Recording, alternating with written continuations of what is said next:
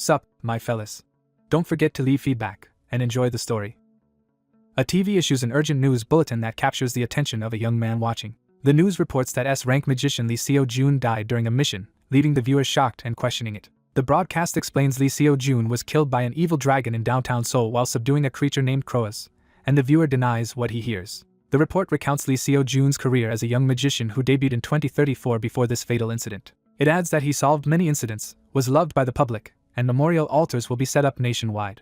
The announcer notes the nation's shock at Lee Seo-jun's death as the viewer switches off the TV. The viewer, holding the remote, says the news is unbelievable. He wonders if the story's protagonist can really die at this point in the narrative. He doubts the news can be real, thinking about Lee Seo-jun who was just announced dead. A flashback begins with hands gripping a weapon, signaling Lee Seo-jun in action. The narration describes Lee Seo-jun as a 25-year-old genius magician fighting monsters. It calls him a young hero acclaimed by the entire era. The viewpoint character reveals that the more critical fact is Lee Seo-jun is his former classmate and the protagonist of the novel Modern Magician that defines this world. We see Lee Seo-jun at school with his friends, confirming he is the central hero of Modern Magician. The narrator recalls that if events had followed the original novel, everything would end happily and he expected to return to his original world. Instead, an ominous purple dragon appears, implying a divergence from the original plot. Watching Lee Seo-jun's death on TV, the narrator panics, asking why the protagonist is dying here. He asks what will happen now that the story has gone off the rails. He recalls how he once believed he would see his real-world friends again when the novel ended. In that past memory, he and friends discuss transmigrating as extras in a novel and whether to seize the protagonist's opportunities. Drunk and animated, he insists he would never intervene like that because it would be crazy. He argues that if an extra interferes and causes the protagonist's death, it would ruin everything, so he himself would not step up. He adds that being the protagonist means enduring every hardship and he lacks that diligence, which his friends grudgingly admit is true. They tease him for being annoying but toast together anyway. His phone vibrates in his pocket, catching his attention. He sees he has apparently won some kind of promotional event, and his friends excitedly ask what it is. A message introduces itself as from the author of Modern Magician, congratulating Kim Se-woo on winning an event. The prize is described as a travel voucher to a special place, asking if he wants to claim it. Delighted, Se-woo shows his friends that he is being sent on a trip and they marvel at his luck. Wondering where he will be sent, he presses the yes button. Overjoyed, he raises his phone as light shines, signifying that the event is activating. He narrates that just like that, 7 years ago, something happened to him. We see him materializing inside a magical spell circle as confused magicians shout not to step into it mid-casting. He explains he was dropped into the novel Modern Magician that he loved reading, and now realizes the story's contents have become twisted. Because he believed the original plot must stay intact, he only acted around the edges of the main story. Now, after Lee Seo-jun's sudden death, he wonders what went wrong as his TV begins to glitch. Concerned, he asks why this is happening again while watching the interference. He approaches and grips the flickering TV screen. Suddenly he is jolted and startled as some force erupts from it. Through his window he sees purple lights filling the sky and city, just as before, and cries out in fright. He rushes to look outside more closely. His eyes widen in horror at what he sees. On the street, people are disintegrating into particles of light while using their phones. The entire intersection is filled with purple beams dissolving pedestrians, and he exclaims in disbelief. More people around the city vanish in the same way. Overwhelmed, he screams, asking why this is happening. A red system window appears declaring Lee Seo-jun has died and all main scenarios have failed, shocking him. The notification repeats that Lee Seo-jun is dead and all main scenarios are considered failed. Another system message declares scenario progression impossible and announces the world will be reset. As reality fractures around him, he mutters in confusion. His body begins to crack apart like glass. The shattering accelerates as his figure breaks. Voices call to a sleeping student, telling him to wake up because they have arrived at school. He jolts awake, gasping at being loudly called student. On a bus, the driver lightly scolds him for not getting off earlier, saying they have been at school for a while. Flustered, Se-woo apologizes, noting internally that the driver just addressed him as a student. Leaving the bus, he remembers he was definitely in his room and wonders why he woke up here. As he walks, he recalls the world collapsing and questions if it was only a dream. Shielding his eyes from the sun, he complains about the brightness. He lowers his hand, unease growing. He looks up to see the grand facade of Korea Magicians Academy, and recognizes the scene. A banner congratulates new students for 2032, and he realizes this is the academy he already graduated from. He notices the year is 2032, which is 7 years in the past, and something feels wrong. Shocked, he checks himself and exclaims that this cannot be. He realizes his body is that of a younger version, further confirming his disbelief. Concluding this is crazy, he accepts that he has somehow gone back 7 years. A school announcement welcomes everyone to Korea Magicians Academy. The loudspeakers explain that the entrance and opening ceremonies will begin soon and students should take their seats. Troubled, Se-woo mutters he is going insane. Observing that everything is exactly the same as 7 years ago, he decides he has to accept this reality. He finally admits to himself that he has returned to the past. but he still cannot understand why Lee Seo-jun died when he should have survived. He notes that in the original novel there was absolutely no reason for Lee Seo-jun's death. In the true story, Croa's rampaged according to the original plot, but Lee Seo-jun subdued the dragon after a fierce battle. Therefore Si-in-woo reasons that something else must explain Lee Seo-jun's unexpected death. Frustrated by the mystery, he slumps in his seat saying he really does not know. Other students sit scattered in the hall while he isolates himself. Watching his classmates, he worries what might happen if Lee Seo-jun dies again in this reset world. He wonders whether the world would simply end or if he would be forced to regress once more. Remembering the prior annihilation, he concludes he does not know the mechanics, but one thing is certain. He decides that Lee Seo-jun must not die this time and resolves to act in this life. Even just to return to his original world, he clenches his fist, determined. He vows to prevent Lee Seo-jun's death and to make sure the novel reaches its proper ending. To achieve this, he decides his first step must involve taking someone's smartphone. He turns toward a long-haired girl nearby, clearly targeting her.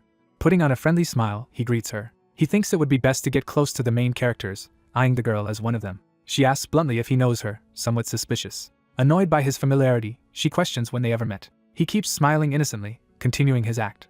She presses him on why he is speaking that way and he nervously denies having anything in particular to say. Irritated, she tells him to stop staring because it makes her uncomfortable. He realizes winning her over will not be easy. The ceremony continues as the announcer calls grade representatives to the podium. Students' footsteps echo as they descend stairs toward the stage. 3 top students from each year stand on stage before everyone. The crowd whispers in awe about Lee Seo-jun, the second-year rank 1 student whose aura and talent are overwhelming. Si-in-woo notes that Lee Seo-jun is famous even as a student because Modern Magician is a story where the overpowered protagonist does everything. The audience also admires the pretty freshman top student, a girl framed with blossoms. Her eyes sharpen, revealing a composed and calculating personality. She deliberately uses her charming smile to enhance her public image while addressing the hall. Another representative, a quiet bespectacled senior, is mentioned as having held first place academically for 3 years. Si-in-woo admits he knows little about this senior because their role in the original novel was minor. The announcer declares that the next part of the ceremony will be the student oath. The 3 representatives raise their hands and begin reciting the oath together. Watching from the benches, Si-in-woo and the girl beside him focus on the stage. The girl's hand clenches tightly on her knee, showing tension. Si-in-woo is impressed by the intense competitive energy radiating from her. He wonders if this is a chance to score points with her, and comments that it is a shame. Her eyes flare red as she sharply asks if he really just said that to her.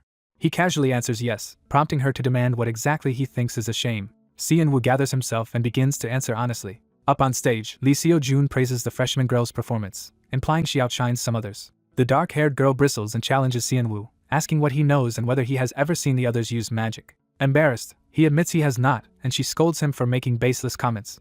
He claims he can judge people's ability just by observing them, which surprises her. With a confident smile, he asserts that he has strong intuition. She reacts with a blank, exasperated expression, seeming unconvinced. Growing angry, she asks if he is making fun of her while he denies it. Seeing her reaction, he wonders if his approach was wrong.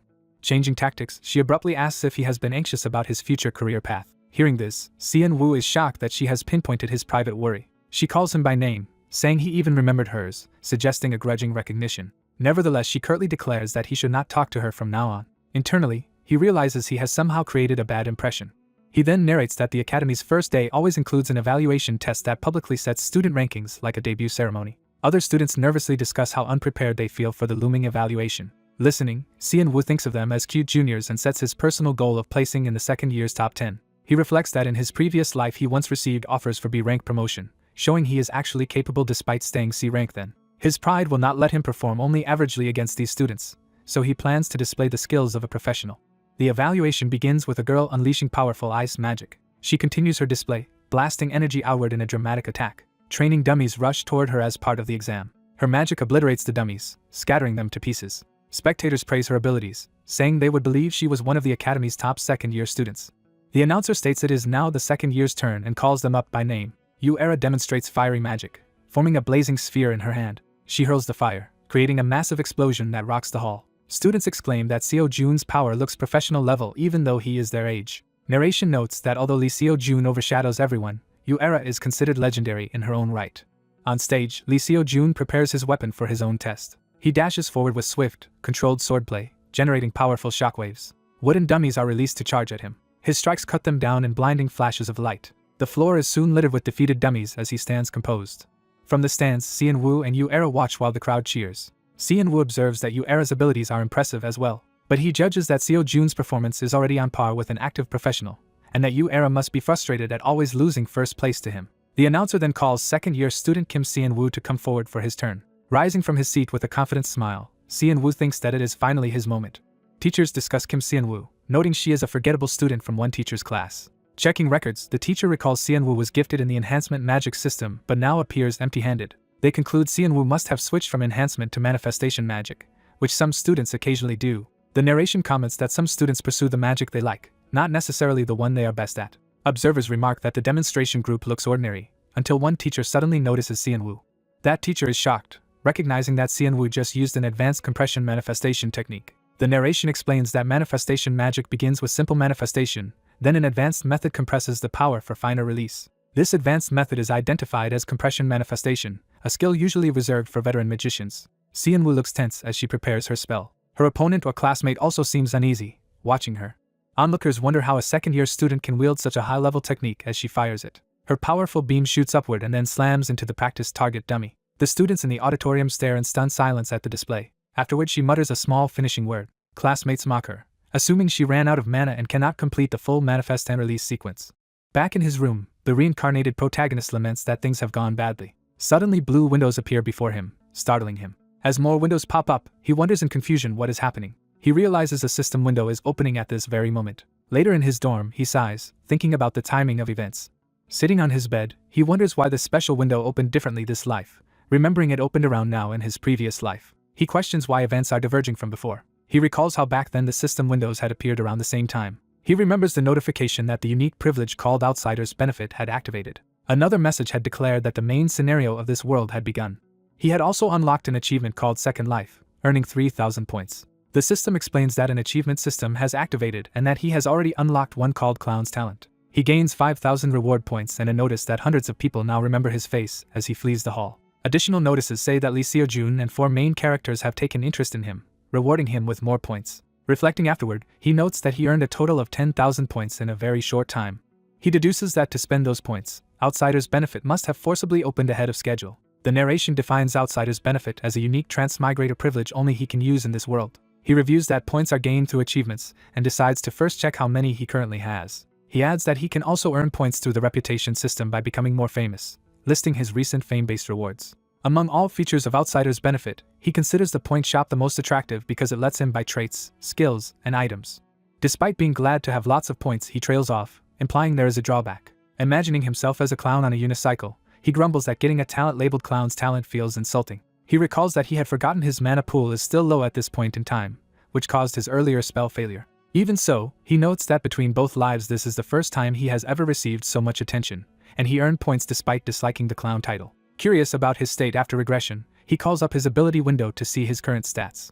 The window shows his name, 10,000 points, and modest stats, and he complains that all the points he once invested seem to have been reset. He despairs about the work needed to raise his stats again. Then he realizes that in this new life he can reallocate his stats from scratch. The narration explains that this world has 4 magic systems: enhancement, manifestation, support, and summoning. Enhancement is defined as magic that strengthens the body or weapons for close combat.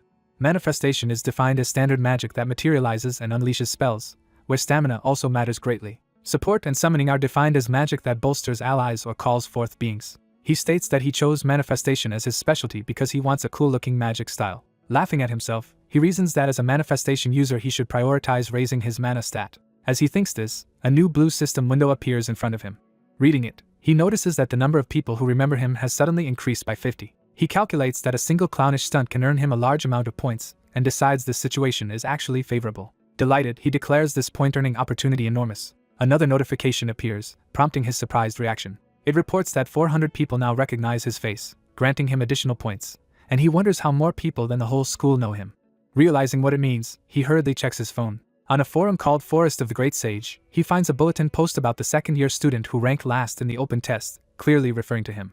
Opening the post, he sees a video of his botched attack alongside mocking anonymous comments as it spreads online. He is embarrassed that his test video went viral but consoles himself that the resulting points are worthwhile. He wonders if even more points will come in as the video continues to spread. An idea strikes him, lighting up his eyes. He decides that with this distraction campaign online he can fully divert attention, guaranteeing a successful misdirection. Humming to himself, he plans to milk this situation for points and then buy a particular powerful item from the shop. The next day at school, whispers fill the hall as students identify him from the viral post. Students gossip about yesterday's video while he walks through the crowd, inwardly telling them to talk as much as they like.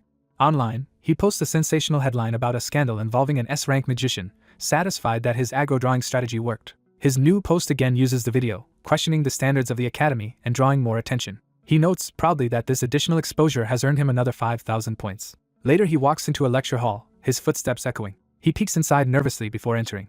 As he appears, classmates murmur and identify him as Kim Seon-woo. Someone suddenly points directly at him from across the room. The blonde delinquent Park In-hwan greets him loudly and aggressively. Grinning, Park In-hwan slings an arm around him, saying he found yesterday's scene hilarious and that everyone laughed after Seon-woo fled. Park In-hwan and his friends mock him about running out of mana and suggest he got into the academy through donations. The narration introduces Park In-hwan as an early villainous jerk from the original novel, while he half-heartedly tells his friends not to be too harsh. Seon-woo thinks it is best to avoid getting involved with this guy and tries to stay quiet. Ignoring that, Park In-hwan threatens him, saying his new name is Idiot and demanding obedience, or his school life will be hell. Lee Seo-jun intervenes, telling Park In-hwan to stop bullying. Lee Seo-jun reminds him he was warned not to pick on underclassmen. Park In-hwan sighs in frustration. He sarcastically complains that the famed genius Lee Seo-jun is playing hero and that a nobody like him has to back off. Lee Seo-jun sternly repeats Park In-hwan's name, making it clear he is serious. Park In-hwan clicks his tongue and leaves with his entourage. After they go, Seon-woo and Lee Seo-jun stand together amid the lingering murmurs. Lee Seo-jun asks if Seon-woo is okay, and Seon-woo thanks him. Lee Seo-jun confirms his name and begins to mention yesterday's video. Seon-woo tries to brush it off, then suddenly remembers something. He admits he knows the video is spreading everywhere and feels mortified. Lee Seo-jun reassures him, saying the one who maliciously spread the video is at fault, not Seon-woo. As their brief talk ends, Lee Seo-jun says he should go. Seon-woo stops him and calls him by name. Looking down, Seon-woo nervously asks Lee Seo-jun to form a team with him. He specifically asks Lee Seo-jun to be on his team for the semester's dungeon class. Lee Seo-jun is surprised and wonders why he would agree. Seon-woo says teaming up will benefit Lee Seo-jun too. Lee Seo-jun thinks it over with a doubtful expression. He apologetically answers that he has never considered Seon-woo as a potential teammate. Seon-woo insists there are two solid reasons Lee Seo-jun should partner with him. Lee Seo-jun, now curious, agrees to listen to those reasons.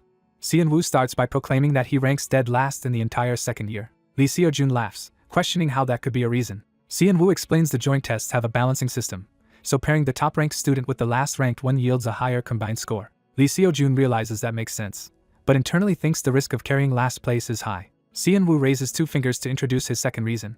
He explains that top student UARA has already taken the two lowest-ranked students as her teammates. Lee Seo-jun acknowledges that UARA specializes in wide-area magic and could easily clear tests even with such weak partners. Seon-woo cheekily adds a third reason and prepares to state it.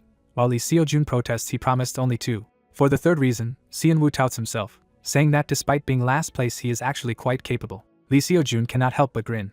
Laughing, Lee Seo-jun says Seon-woo is really funny. Amused and persuaded, Lee Seo-jun agrees to form a dungeon team with him. Seon-woo is thrilled, but Lee Seo-jun adds that he has one condition. Lee Seo-jun's condition is that he gets to choose their remaining teammate, asking if Seon-woo minds. The system notes that Lee Seo-jun now feels deep interest in Seon-woo, granting him another 2,000 points as Seon-woo agrees. In History of Magic class, the teacher begins lecturing that magic's recorded history dates back to the 14th century. She explains that ancient magic originally had only two systems instead of the four used today. She says that this two-system framework later collapsed and asks the class what triggered that change. Seon-woo confidently raises his hand, and the teacher calls on him. He answers that the shift was caused by the appearance of the first enhancement type mage known as the Blood Sword, and the teacher praises him. The teacher elaborates that the Blood Sword shocked manifestation-focused mages, leading to intense research into new forms of magic. Seon-woo reflects that while such classical theory is hard for others, including Lee Seo-jun, his outsider's benefit feeds him all the answers, making him strong in written subjects. He happily continues to take exhaustive notes at high speed. Classmates whisper mockingly that he is like Hermione, wondering why someone last in rank studies so hard. Irritated, Seon-woo thinks that if they are jealous they should try answering questions themselves. Class ends and the teacher dismisses them for lunch. Students file out of the lecture hall for their break. As Seon-woo prepares to leave, someone calls out his name. He turns surprised. Lee Seo-jun approaches and suggests they eat together to celebrate becoming teammates. Seon-woo takes a cafeteria tray loaded with food. He and Lee Seo-jun enter the dining hall with their trays, looking for empty seats. Another student waves enthusiastically to get Lee Seo-jun's attention. That student, Shin Young-jin, calls Seo-jun over to his table. Seon-woo recognizes Shin Young-jin by name as another important character. Lee Seo-jun apologizes for being late, while Shin Young-jin jokes with him. The narration notes, Shin Young-jin is one of the story's main characters and Seo-jun's best friend. Shin Young-jin remarks that top-ranked students splitting up teams makes sense because pairing only elites would hurt their scores. Seo-jun and Shin Young-jin sit with Seon-woo, starting a friendly conversation. Shin Young-jin confirms that Seon-woo is the student from the viral video, and Seon-woo admits it. Seo-jun asks when they became so friendly, and Shin Young-jin replies they just decided to do dungeon exploration together. Shin Young-jin thinks for a moment, slightly confused but accepting it. Whispering, he asks Seo-jun why he bothers with a last place buff when he could get first place without it. Seo-jun explains that UARA is upset, implying rivalry, and Seon-woo asks why she is involved. Shin Young-jin says UARA chose the 2 bottom-ranked students as her teammates, showing how intense she is. They decide to stop overthinking and just enjoy their meal, and Seon-woo agrees since he is hungry. The trio eat together while nearby students watch and gossip. A girl named Seo-yoon notices Seon-woo and realizes he is the student featured on the Forest of the Great Sage forum. Her friend asks what she is staring at, and Seo-yoon brushes it off, claiming it is nothing. She laughs it away with an overly cheerful smile. Once her friend looks away, Seo-yoon stares seriously at Seon-woo, clearly intrigued by him. Classmates gossip and wonder how Kim Sun-woo managed to get close to the top student Lee Seo-jun. In a large training hall, students practice different types of mana usage under supervision. Sun-woo decides to control his mana carefully and initiates a manifestation spell. He forms a glowing mana sphere and moves to emit it. He then manipulates the emitted mana, sending a large stream of energy across the hall. The mana blast crashes powerfully, creating a loud impact. Watching students remark that his performance is better than expected. Sun-woo, hearing their comments, thinks to himself that he can hear everything. He recalls that before regressing in time, he used his points to buy stat increases. At first he happily spent points on many stats and items, feeling stronger. But he realized prices rose with each purchase, like higher levels needing more experience in a game. He ponders this problem. He concludes it is better long-term to use traits or items that increase mana growth and searches the shop for mana-related options. Scanning the results, he looks for a specific powerful mana trait he remembers from the novel. He finds the A-rank trait Protection of Great Nature, which boosts mana gain from training and recovery speed.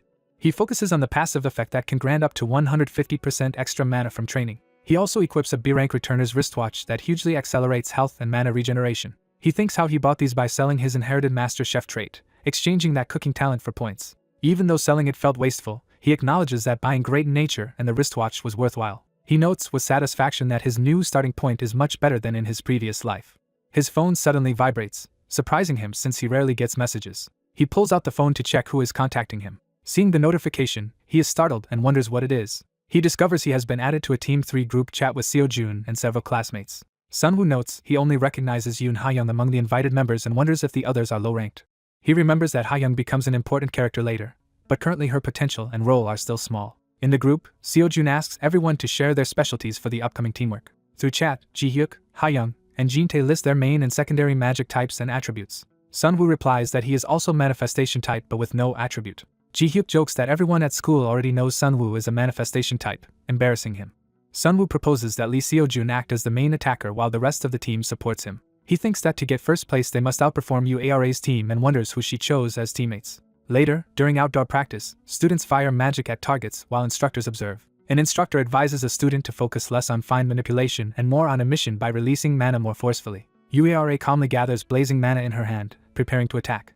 She unleashes a massive fiery blast, demonstrating overwhelming power. Onlookers, including teachers, are amazed by her innate talent and skill. One female teacher watches thoughtfully, analyzing the student's abilities. She judges that while ARA is impressive, her technique is still immature and needs refinement. Comparing with other students, she thinks another girl's mana usage is also somewhat lacking. The teacher then notices something surprising in Sun-woo's demonstration. His sharp mana beam shoots forward with great speed and precision. She reassesses him, thinking his performance is actually quite good. Sun-woo is pleased that his efforts are paying off. The teacher recalls that earlier Ha-young was so obsessed with manifestation that she failed at emission. Now she observes Sun-woo handling both emission and manipulation efficiently with very little mana. She reflects that recognizing and correcting one's own flaws at his age is difficult, making his growth notable. Pleased, she smiles warmly at his progress. Evening falls over the academy grounds as the day's practice ends. The instructor dismisses the specialty class and thanks the students for their hard work. The students disperse, chatting that the class was fun and relieves some stress as they head off to rest. As Sun-woo is about to leave, the female teacher calls his name. She praises his effort and asks if he has been consistently training on his own time, which he confirms. She specifically asks whether he is regularly cultivating his mana. Sun-woo realizes she has noticed that his mana reserves lag behind his technique. He lies that he is maintaining his mana training routine. She tells him that while his skills are good, his mana capacity is lacking and can only be improved through steady effort. Sun-woo earnestly promises to try his best from now on. The teacher hands him a bracelet, explaining it helps with mana breathing and maintaining condition. He hesitates, unsure whether he should accept such a gift. She reassures him it is only an inexpensive F-rank practice item and tells him not to feel burdened. He gratefully accepts the bracelet, and she reminds him class is over and sends him on his way. Walking away, Sun-woo happily thinks of the bracelet as unexpected loot. He spots Ara waiting alone by a wall and wonders why she is there. Ara calls out sharply to him, addressing him by name. He nervously asks if it is okay for her to talk to him since she previously told him not to. She demands confirmation that he has teamed up with Lee Seo-jun, surprising him. She accuses him of trying to ride on the coattails of the top-ranked Seo-jun but declares that first place will belong to her. She tells him bluntly to stop dreaming and wake up. Ara turns and walks off, leaving Sunwoo standing there stunned. He shudders, thinking about how frightening and overly sensitive she is. The scene shifts to Thursday morning as students gather outside the academy's artificial dungeon. Sunwoo runs up in a tracksuit, relieved that he arrived just in time for the dungeon class. Seo-jun cheerfully notes this is their first time all assembled like this and encourages everyone to work hard this semester. The group responds upbeat, agreeing to do their best together. Ji-hyuk remarks that their team's composition feels odd. He points out they have both the highest-ranked and lowest-ranked students on the same team, which Sunwoo finds borderline insulting. Ji-hyuk then questions whether Sunwoo will even perform well, reminding him he failed to cast the spell in the last test. Sunwoo realizes Ji-hyuk's comment was definitely sarcastic. Another teammate shrugs it off, saying Seo-jun invited Sunwoo and will carry the team anyway. Sunwoo internally thinks that this teammate clearly intends to coast off Seo-jun's strength. He reflects that Ha-young's big spotlight event is still far away and muses that his joining has altered the original team roster. Looking at his somewhat unreliable teammates, he worries whether they will manage to clear the upcoming exam. The students march toward the dungeon entrance in their boots. An instructor calls for attention and begins explaining how the dungeon exploration class will work. He states the class will run twice that day, morning and afternoon, and that they will only explore the first basement floor now. He then describes how the exploration will be scored. The first criterion is dungeon clear speed, with faster teams earning more bonus points. The second criterion is a rank balancing score that awards extra points for working with lower ranked teammates. Finally, he says contribution will be evaluated as well.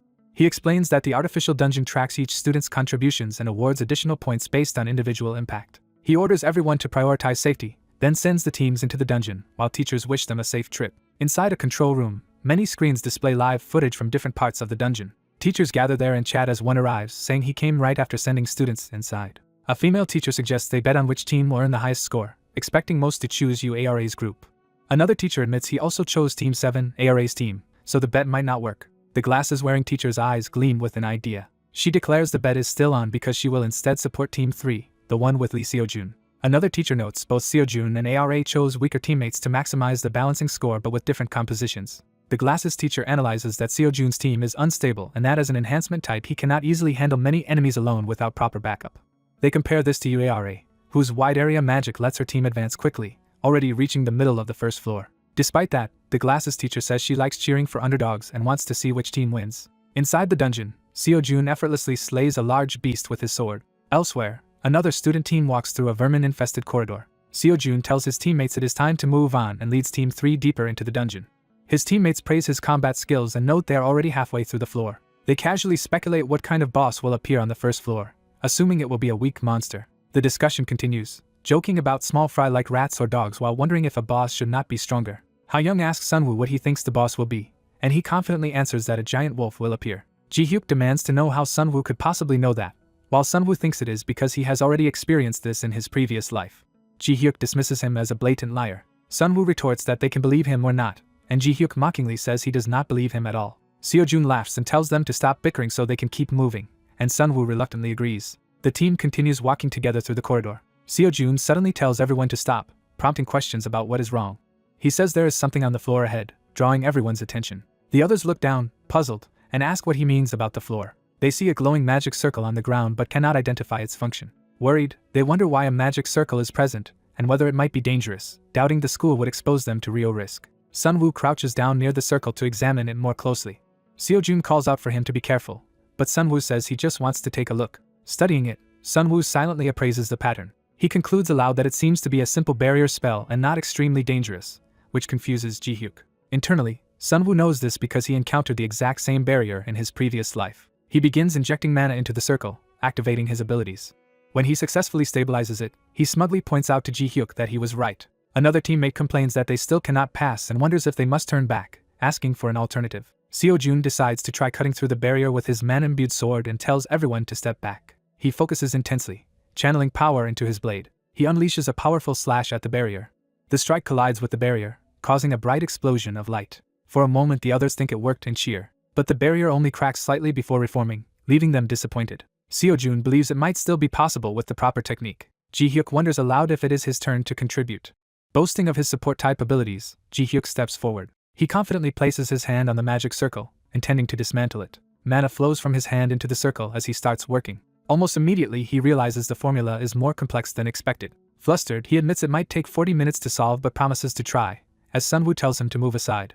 Sunwoo says he will handle the magic circle himself and puts his hands over it. Ji-hyuk panics and shouts, asking what Sunwoo thinks he is doing. Sunwoo fully presses both hands onto the magic circle to engage it. His unique Trade Outsider's benefit automatically activates as he interacts with the spell. A system interface appears, interpreting the magic formula while Sunwoo watches. The interface begins arranging fragmented text describing the barrier circle. Sunwoo starts selecting and rearranging the pieces of text. He discerns that the circle belongs to the Korea Mage Academy's artificial dungeon and generally understands its purpose. The system then summarizes its analysis, stating this is a low-difficulty first-floor barrier whose boss is a giant wolf. Armed with that knowledge, Sunwoo channels energy through his hand and bracelet into the magic circle to neutralize it.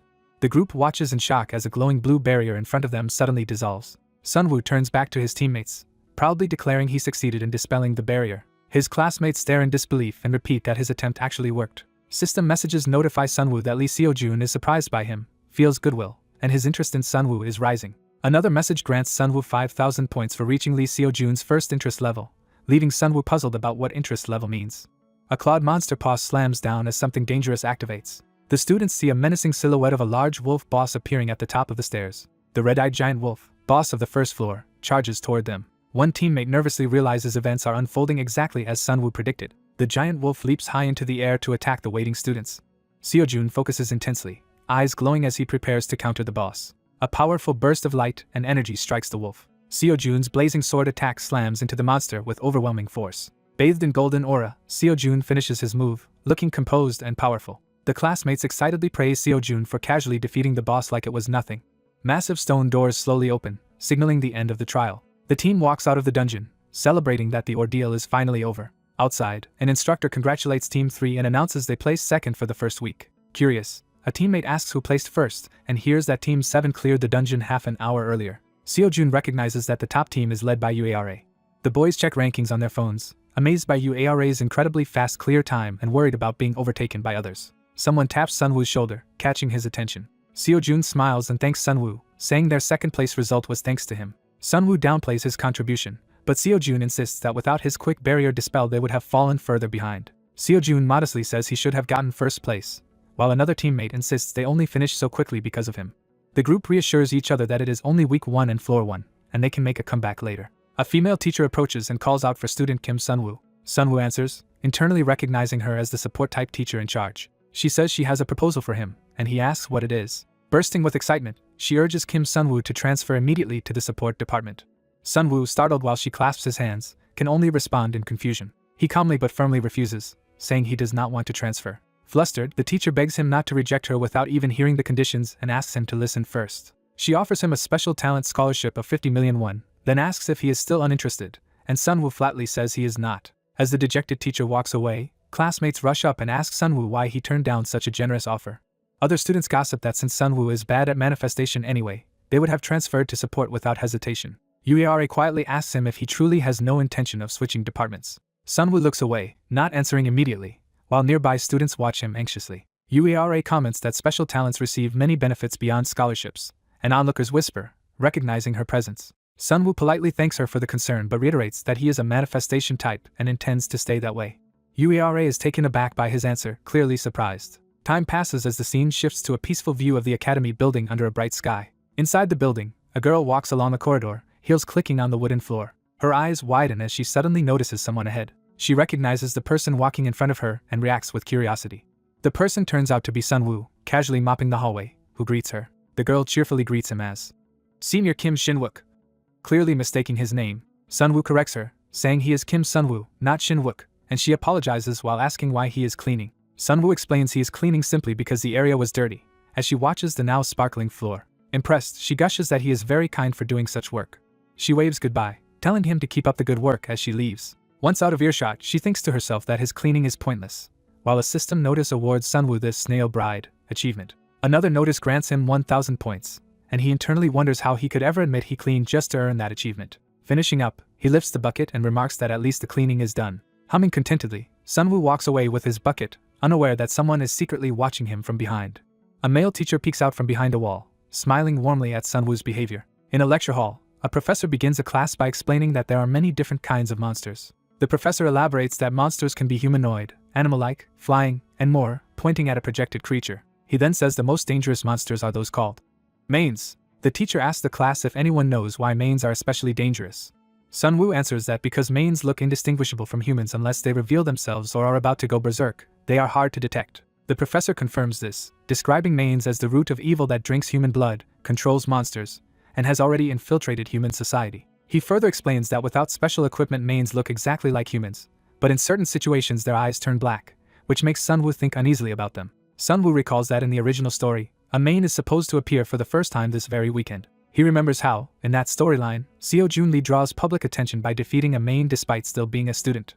Sunwoo assumes Seo Joon will handle that incident well, but decides he should still check for dangerous variables just in case. He visualizes a terrifying demonic figure while resolving to search for any threats around him. His thoughts shift to a scene of someone cowering amid dark energy, emphasizing the danger manes represent. Sunwoo then worries about money, realizing he needs funds if he wants to accompany Seo Joon on outside missions. Shadows creep near the academy ceiling, hinting at approaching danger as the atmosphere grows ominous.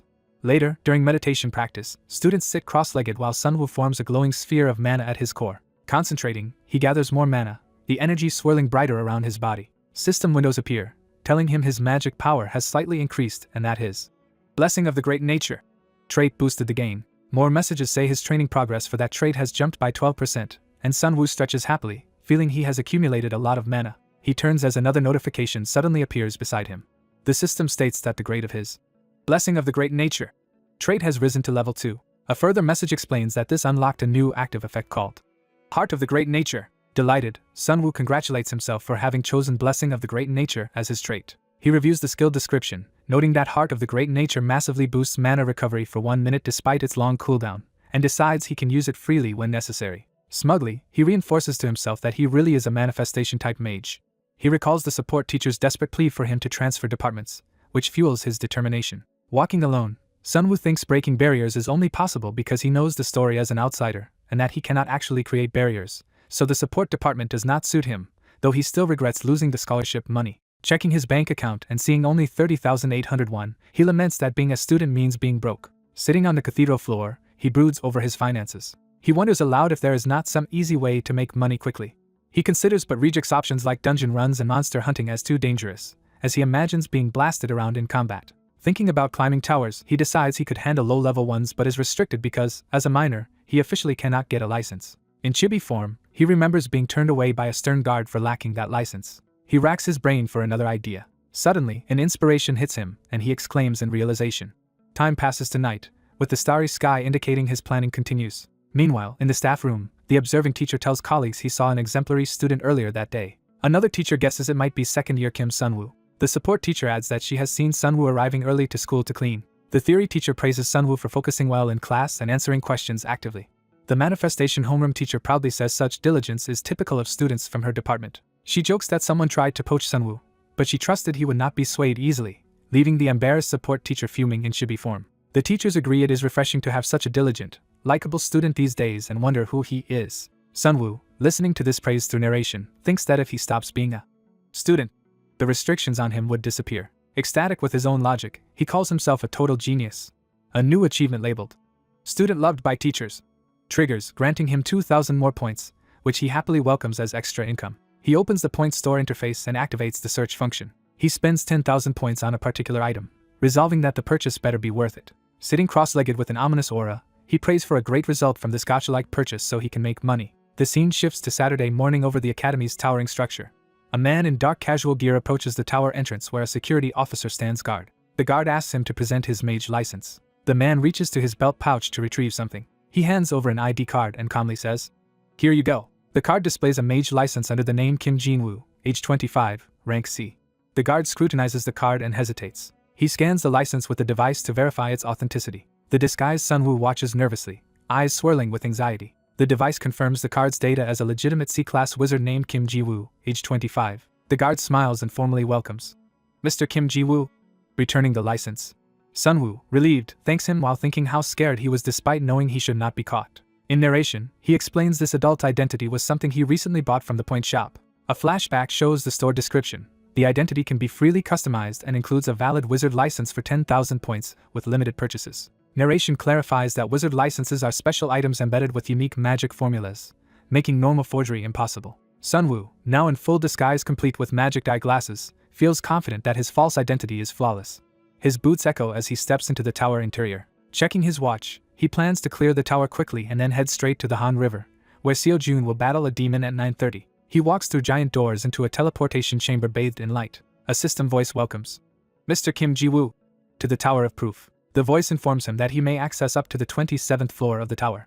As he steps onto the glowing magic circle, the system asks which floor he wants to go to. Sunwoo selects the 10th floor, ignoring the system's warning that rewards are reduced on already cleared floors. He says it does not matter and orders it to proceed, thinking his objective here is different from ordinary rewards. Narration explains that portals and towers act as transportation devices, and that towers vary in type across the world. It adds that both monster power and trap difficulty change from tower to tower, showing a charging demon as an example. The narration continues that even the trap mechanisms differ greatly, illustrated by deadly spear traps. Sunwoo arrives on the 10th floor of the Tower of Proof, a setting known in the original side story, and a message confirms his entry. The narration describes this tower as so uniquely difficult that even many guilds avoid it. Menacing red eyes open in the darkness, revealing the threat inside. A gigantic, red aura wolf confronts Sunwoo in the chamber. The three-eyed wolf boss charges at him with a savage roar. Sunwoo responds with powerful blue magic, blasting the wolf as narration notes that while the monsters here are relatively weak, other factors make the tower harsh. After defeating the creature, he receives the First Hunt achievement and 1,000 points as a reward. He explains that the tower's difficulty comes from the many traps and high-level magic formulas scattered throughout, which actually suit his abilities, making this feel like a tower tailored to him. Checking his watch again, he judges he still has plenty of time to clear the tower. Encouraged, he walks deeper into the dungeon, saying they should keep going. The perspective shifts to the Han River area, where a large crowd gathers in anticipation. Seo-jun and a friend comment on how many people have come even though it is not yet festival time. The friend suggests they take a photo since they are already there, though Seo-jun questions the point of it. The friend insists that taking pictures is part of making memories and pulls Seo-jun close for a snapshot. As the phone lens glints in the evening light, he begins counting down to take the picture. Back in the tower, Sunwoo's magic attack slams into another monster's open jaws. One defeated monster drops a glowing red magic stone, and Sunwoo happily remarks on his good luck. Holding the stone in his hand, he notes that at least he has now earned some travel money. Later, he examines a wall in the tower, saying that what he is searching for should be somewhere around this area. The protagonist locates a crucial magical thread and notes he has found it. He presses his glowing hand against the barrier, surprised as it reacts. Light flares around him as the barrier recognition process continues. System messages announce he has unlocked the Barrier Undoing Specialist achievement and earned 2,000 points upon opening the gateway. Entering the hidden floor of the Tower of Proof, he is recognized by the tower, gains the Explorer of Mystery achievement, and receives 5,000 points. Looking around the new world happily, he declares this place is exactly what he was seeking. A mystical voice addresses him as the challenger of the Tower of Proof, drawing his cautious attention. A statue-like woman asks whether he can truly prove his own worth. Her eye shines intensely, signaling that his trial is beginning. As a powerful force bears down on him, he braces himself with a pained grunt. Lights burst from a field of flowers as tiny presences stir and call out. A swarm of winged creatures surrounds him, chittering as they approach. Recognizing them, he realizes he is facing flower fairies. He recalls that these C-rank monsters are individually weak but still dangerous in groups. The seemingly cute fairies bear fangs, revealing their vicious nature. He remembers that whenever these fairies see a human they go insane and attack relentlessly. One fairy is suddenly blasted away by a high-speed strike. Smiling confidently, he states that speed is the key when hunting these monsters. He unleashes rapid magical attacks, aiming to hit at least one of the darting fairies. A fairy reels in shock as his assault catches them off guard. He drops to a glowing magic circle, preparing a larger spell. While focusing, he realizes that simply defeating every fairy will not be enough to clear this floor. He recalls the statue's question about proving himself and concludes that brute force alone cannot demonstrate his individuality. He activates his unique trait, Outsider's Benefit, to begin deciphering the tower's magic formulas. The cryptic magical sentence appears as rearrangeable fragments for him to decode.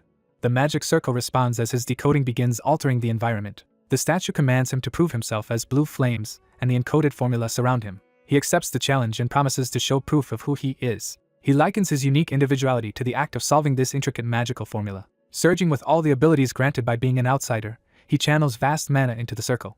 The system acknowledges him with the Recognized by the Tower of Proof achievement and rewards him with 10,000 points. The Tower of Proof blesses him and grants a new adaptive trait called Proof of the Tower, D. Treasure manifests before him, including a red dragon's soul, a magic enchantment book, and sacred herb seeds. Stat windows show his mana recovery speed, and magic power all increase, and he exclaims that he has finished the challenge.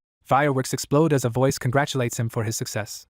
A global message announces that someone has cleared the hidden floor imaginary world, and festival onlookers notice the broadcast. Two friends watch the news on a phone, one telling the other to check something. They look at a photo they took earlier and wonder why it matters. He urges his friend to look closely at the background of the picture. Realizing something terrifying about the man in the photo, the friend thinks those eyes are impossible. The image or memory reveals that the mysterious man is actually a demon. Back at the festival grounds, the protagonist watches that same man staggering suspiciously outside. He glances at a nearby clock tower and senses that something is wrong. Watching the demon shamble, he notes anxiously that it is almost 9:30. He worries about why Lee Seo-jun, who should be involved in this event, has not arrived yet. The demon stiffens and begins to transform in a secluded part of the park. Its eye glows red and monstrous power awakens within it. Time passes toward 9:30 as the clock tower stands over the city. The protagonist frets that Seo-jun still has not appeared and wonders if he should intervene personally. He weighs that this moment is part of the main storyline and fears altering the plot if he acts rashly. As bystander Seo-jun approaches to help the staggering man, the demon's aura flares ominously. The demon glares with a blood-red eye, fully awakened. Inside the cafe, the protagonist realizes what is about to happen and cries out in denial. Blood splatters the ground outside, signaling the demon's first attack. Seo-jun lies grievously wounded and gasping, covered in blood. The demon grabs and lifts Seo-jun, continuing its brutal assault. Its crimson eyes burn as it tightens its grip, intent on killing him. In desperation, Seo-jun claws at the demon, further bloodying the scene. The demon slams him to the ground with lethal force. A blur of movement follows as the rampage continues. The demon's eye flares again, showing it is still far from defeated. The demon fully transforms into a hulking berserker, radiating murderous energy. A nearby girl notices the transformed monster towering over her. The berserk demon looms over the terrified girl, ready to strike. Onlookers recognize the creature as a rampaging demon and shout to call the police. The protagonist grips his trident weapon tightly, committing to act. He sprints toward the scene, deciding there is no time left to hesitate. Seeing the demon threatening the girl, he resolves that storyline or not, he must intervene. He affirms that protecting people comes before preserving the original plot. Elsewhere, authorities review the festival photo the boys sent, confirming the suspicious man. Agent Jong Hyun-soo of the Mage Association's Anti-Terror Division declares from the eyes in the photo that the man is definitely a demon. Jong questions the boys at the site where the photo was taken to pinpoint the demon's location. Hearing that demons grow stronger by absorbing blood, they realize how dangerous it is in the crowded festival. One of the boys suddenly senses an enormous surge of mana nearby. He tells his friend he just felt a huge burst of mana from that direction. Jong concludes without doubt that the demon has manifested and leads them toward it. In another part of the festival, people worry the area might also be in danger. The girl begs for help as the demon advances, while the protagonist rushes into view behind it. The demon swings a heavy weapon, preparing to kill. He hurls the girl aside with a brutal blow, sending her screaming. The protagonist notes that the table absorbed the blow and narrowly saved her life. When the girl flees, the demon begins chasing her, and the protagonist curses that it is targeting her again. Judging the demon at least B rank, he concludes that charging in recklessly would be suicide and instead gathers all his mana. He focuses that mana into a single powerful projectile aimed precisely at the demon's weak point. The blast collides explosively with the back of the demon's head. Smoke billows from the impact as the demon staggers, and the protagonist readies himself. He watches tensely, unsure whether his attack was enough. The demon turns, showing a half-destroyed, horrifying face, proving it survived. Its damaged jaw twitches as it snarls, still capable of fighting. The protagonist realizes in frustration that he failed to completely destroy the demon's brain. The enraged demon charges after him, while he runs, forcing a chase. It leaps toward him in a murderous attack from above. Cornered, he decides to use a powerful item he had wanted to save. He activates the Heart of Mother Nature, which greatly boosts his mana recovery for 1 minute. Surrounded by rapidly regenerating mana orbs, he admits he may not kill the demon within a minute but prepares to try. Empowered, he unleashes a flurry of blue magical projectiles. He pelts the demon from all directions, determined to at least leave it half dead. The demon strains to block the barrage but is battered by continuous impacts. One of its arms is blasted bloody, showing his spells are wearing it down. He continues his relentless assault, driving the weakened demon back. Another direct hit slams into the demon as it raises its guard. Smirking, he challenges the demon to keep blocking while he concentrates power in his hands again. He channels everything into a final beam focused solely on the demon's head. The demon roars in agony as the attack lands and overwhelms it. Seeing the tide turning, the protagonist thinks optimistically that at this rate he can win. Then he notices the glow at his chest fading, signaling the buff's end. Realizing the minute is already up, he panics that the fight could now turn against him. The battered demon starts moving again, making him wary. It declares it can no longer restrain its power, hinting at another escalation. Before that can happen, Agent Jong appears and decapitates the demon with a swift sword strike. The protagonist stares in shock as the professional finishes the enemy. The demon's severed parts fall to the ground, ending the battle. Jong calmly announces that the situation has been resolved. He introduces himself to the protagonist, thanks him for the assistance, and asks to see his wizard license to process the reward. The protagonist hands over his license without protest. Jong is surprised to see he is only C rank, having assumed his combat display meant at least B rank. Lee Seo-jun and his friend approach the group, drawing the protagonist's eye. The protagonist recognizes them and reacts in startled confusion. He realizes the two newcomers are Lee Seo-jun and Shin Young-jun from the novel's main story. Remembering how vital they are, he mentally scolds them for arriving so late to this incident. From a distance, Seo-jun studies the protagonist and Jong talking, intrigued. Seo-jun feels an odd familiarity with the protagonist, as if he has seen him somewhere before. Footsteps echo as Seo-jun decides to walk over. The protagonist, nervous, begins to address him with a leading question. Seo-jun bluntly asks if he knows someone named Kim Sun-woo. The protagonist, caught off guard, tries to respond. Seo-jun repeats the question more clearly, pressing whether he knows Kim Sun-woo. Seo-jun explains that Kim Sun-woo is a student at the Magic Academy, and remarks that the protagonist gives off a very similar vibe, asking if they are related. Internally panicking, the protagonist lies that he has never heard of such a person. Jong dismisses Seo-jun's suspicion as coincidence, tells the boys to stop causing trouble, and sends them away. Later, Jong again thanks the protagonist for his help, while Seo-jun watches him closely from behind. Seo-jun silently continues to study him, still feeling that strange sense of recognition. Downplaying his role, the protagonist modestly says he only did what was necessary. Jong prepares to leave, mentioning that reporters and cleanup crews will arrive soon, and the protagonist thanks him sincerely for saving his life. The quiet night returns after the chaos subsides. A system window informs the protagonist that he officially participated in subjugating the B-rank villain Jang Han, surprising him.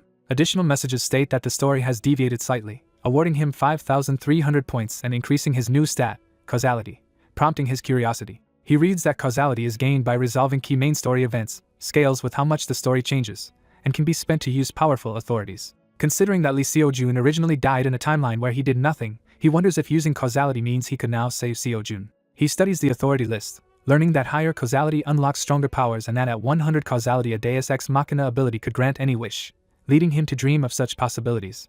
He imagines using that ultimate power to even return to his own real world and reunite with his family. Resolving himself, he thinks that with such potential, there is no reason to hesitate any longer. He decides his goal is to protect Lee Seo-jun, gain more causality, and change the story's fate. Energized by this revelation, he concludes that he must actively interfere with the novel's storyline from now on. A notification shows 15 million won deposited as his fiend subjugation reward, impressing him with a quick payout. Holding his phone and trident, he muses that the money will let him rest comfortably after everything he went through today. He checks into the luxurious mage-exclusive 5-star hotel Hanseong for a well-earned break. Walking through its opulent lobby, he reflects that the powerful Hanseong group behind this hotel is an influential force in the original story. He recalls that this organization, rich in strength, authority, and wealth, played a major role in the novel, as staff greet him at the entrance. Looking around the hotel, the protagonist calmly takes in his new surroundings, ready for whatever the altered story brings next. The narrator recognizes the stylish man in the suit as Han Se-jin, vice chairman of Hanseong Group and leading candidate to inherit the company. Staff inform Vice Chairman Han Se-jin that his sister plans to attend the upcoming dinner. Se-jin is pleased to hear that his sister Han Se-in will come, noting it has been a while since he last saw her, while the protagonist reacts to hearing her name. The protagonist remembers that Han Se-in exists and seems to recall her significance. Time shifts to a quiet room, indicating a change of scene. The protagonist, now alone, looks over his newly acquired items from the tower, including a scroll and other loot. He decides the flashy spear must be sold, plans to use the enchantment tome later, and resolves to bring some powerful herbs to Han Se-in. Realizing he cannot act immediately, he decides to wait until tomorrow to proceed. The next morning's news broadcast begins, announcing the day's headlines. The news reports that someone has drawn attention by clearing the hidden floor of the Tower of Proving.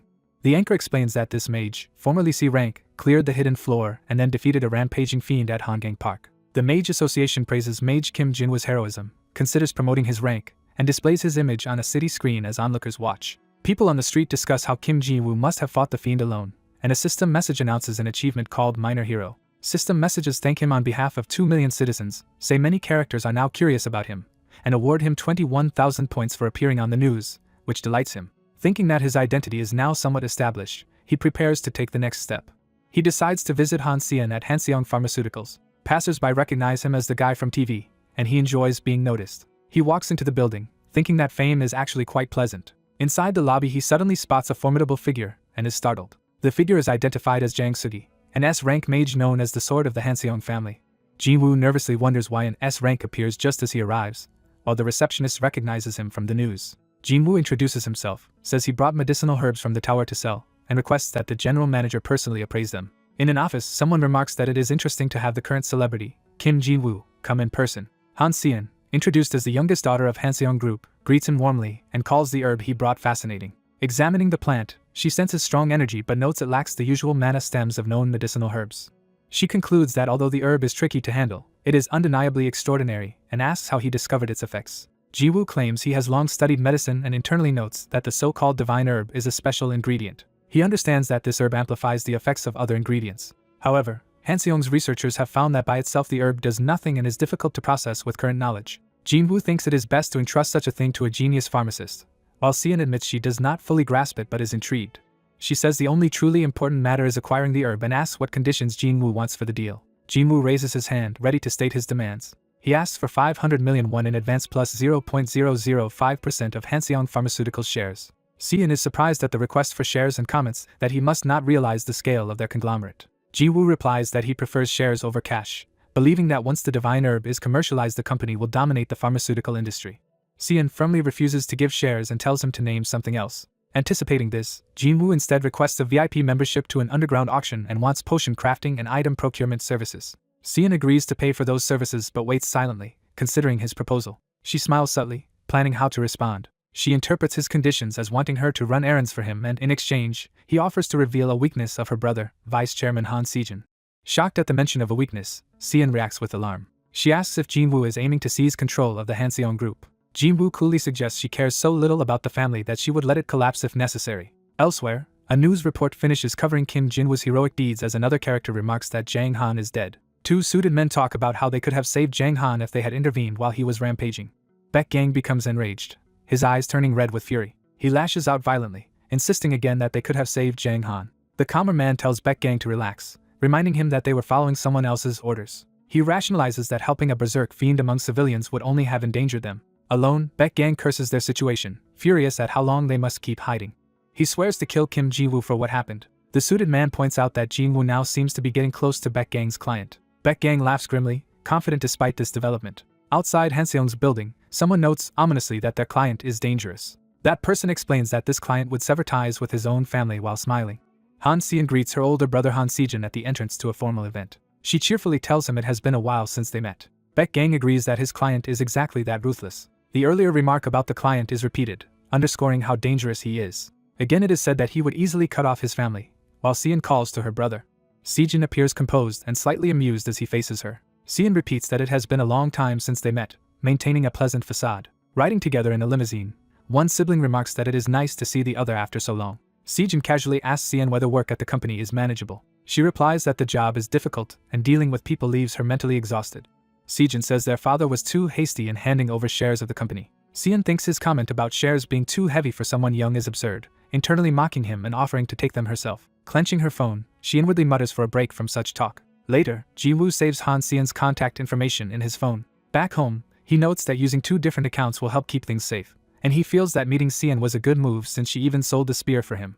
Drinking a beer, he happily reflects that thanks to her help he returned without burdens or stress. He recalls how he had offered to reveal Sejin's weakness and thinks that Seon's intelligence network must be quite capable. Ji-woo wonders if Seon is currently verifying the information he gave her. As he drinks, his tablet beeps and he looks down, surprised. A message from Han Seon states that for exactly 1 month she will act as his errand assistant. Another system message says Han Seon now trusts him, grants him 1,000 points, and she texts that she will transfer the promised advance and spear money today, asking if he needs anything else, which Ji-woo welcomes. Ji-woo replies by requesting potion crafting and an entry ticket to the underground arena, and she answers that potions will take time and she will contact him when they are ready, which he accepts while thinking he can extend their deal later. Remembering that moving openly as Kim Ji-woo will attract vengeful fiends, he worries about the revenge plot from the original story. To counter potential attacks, he uses the system's search function to look up detection-related traits. He examines the description of killing intent detection, which senses murderous intent within a certain range for 50,000 points. Although he complains about the steep price, he resolves that he needs this trait. He decides his life is worth the cost and confirms the purchase. A few days later he receives the completed potions he had ordered. The disguised Seon explains that she infused them with the divine herb, warning that the side effects are amplified along with the benefits. Jinwoo appraises one potion, sees that it massively boosts mana recovery for a short time but causes mana exhaustion afterward, and judges the quality to be high. Watching him, Seon finds it suspicious that such a competent mage requested this dangerous type of potion. She also wonders how he knows so much about her and her brother. Meeting again, she says she investigated the alleged weakness of her brother and found the results truly shocking. She admits Sejin always seemed somewhat shady but is disturbed to learn the full extent of it. Visuals show Sejin standing over dead bodies as she voices disbelief that he actually killed people. She adds that he even has ties to someone suspected of being a fiend, and asks herself how Jinwoo ever uncovered this. Jinwoo, thinking privately, attributes his knowledge to the original novel he read before entering this world. He recalls that in that story Han Sejin allies with fiends out of greed and gradually becomes an important villain. Wondering how to explain this to Seon, he jokingly demands 5% of Hanseong Pharmaceuticals shares in exchange for the full story. Seon, unimpressed, tells him he should just admit he does not want to explain. Jinwoo changes the subject and asks about the arena ticket she arranged. She says she managed to secure a ticket but it is non-transferable, so he will have to enter with her. When he realizes this is why she rearranged her schedule, she snaps back that it is his fault. Curious, she asks what he plans to do in the arena, and he replies that since he has made some money he intends to grow it. She stares silently, processing the implication.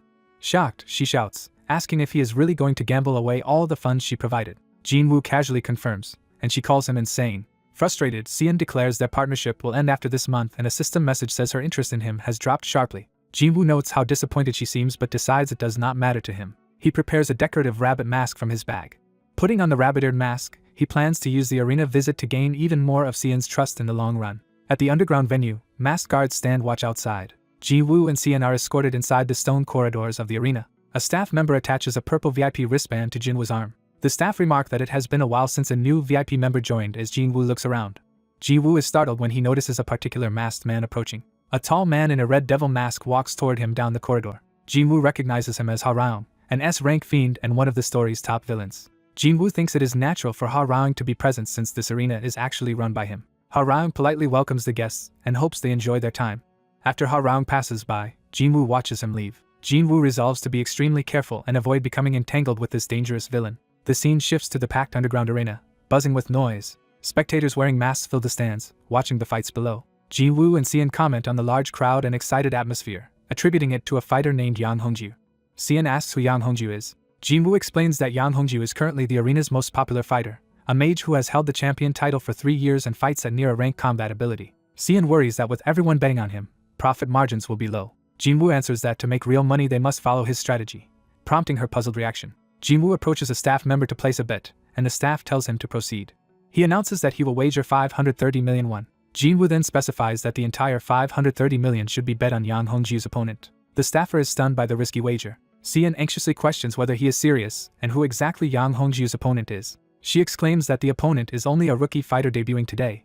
Elsewhere, Ha Raung's red mask lies on a desk as if he has removed it. In a control room, a subordinate informs Ha Raung that a guest has bet 530 million on Yang Hongju's opponent. Ha Raung asks who the gambler is and hears that the person is wearing a rabbit mask. He realizes it must be the new VIP he saw earlier. Amused, Ha Raung assumes such a huge sum is pocket money for that VIP and wonders if he is just an eccentric rich man with odd tastes. Then he receives news that shocks him. On hearing that the bettor is Kim Jinwoo, Baek Gang clenches his fist and reacts violently. He yells, confirming Jinwoo appeared at the underground arena with Han Seon. Baek Gang is pleased because this appearance finally gives them a lead on Jinwoo. He orders a car prepared immediately, vowing to avenge Jang Han that very night. The conversation about Jinwoo attending the underground arena with Seon is reiterated, emphasizing the danger. In the arena, a match shows a fighter brutally stabbing another with a weapon, drawing blood and screams. The wounded fighter begs for mercy and surrenders. His opponent criticizes him for not yielding sooner as the attack concludes. The announcer proclaims the winner of the first match to the roaring crowd. The victorious swordsman raises his hand in acknowledgement. Spectators are stunned that this notoriously reckless fighter surrendered, complaining because they had bet on him. Enraged bettors shout insults, wishing death on the loser. Watching, Seon notes how savage the atmosphere is and remarks that this is what underground matches are like. Jinwoo, however, reassures himself that the organizers will prevent any actual deaths from occurring in the arena.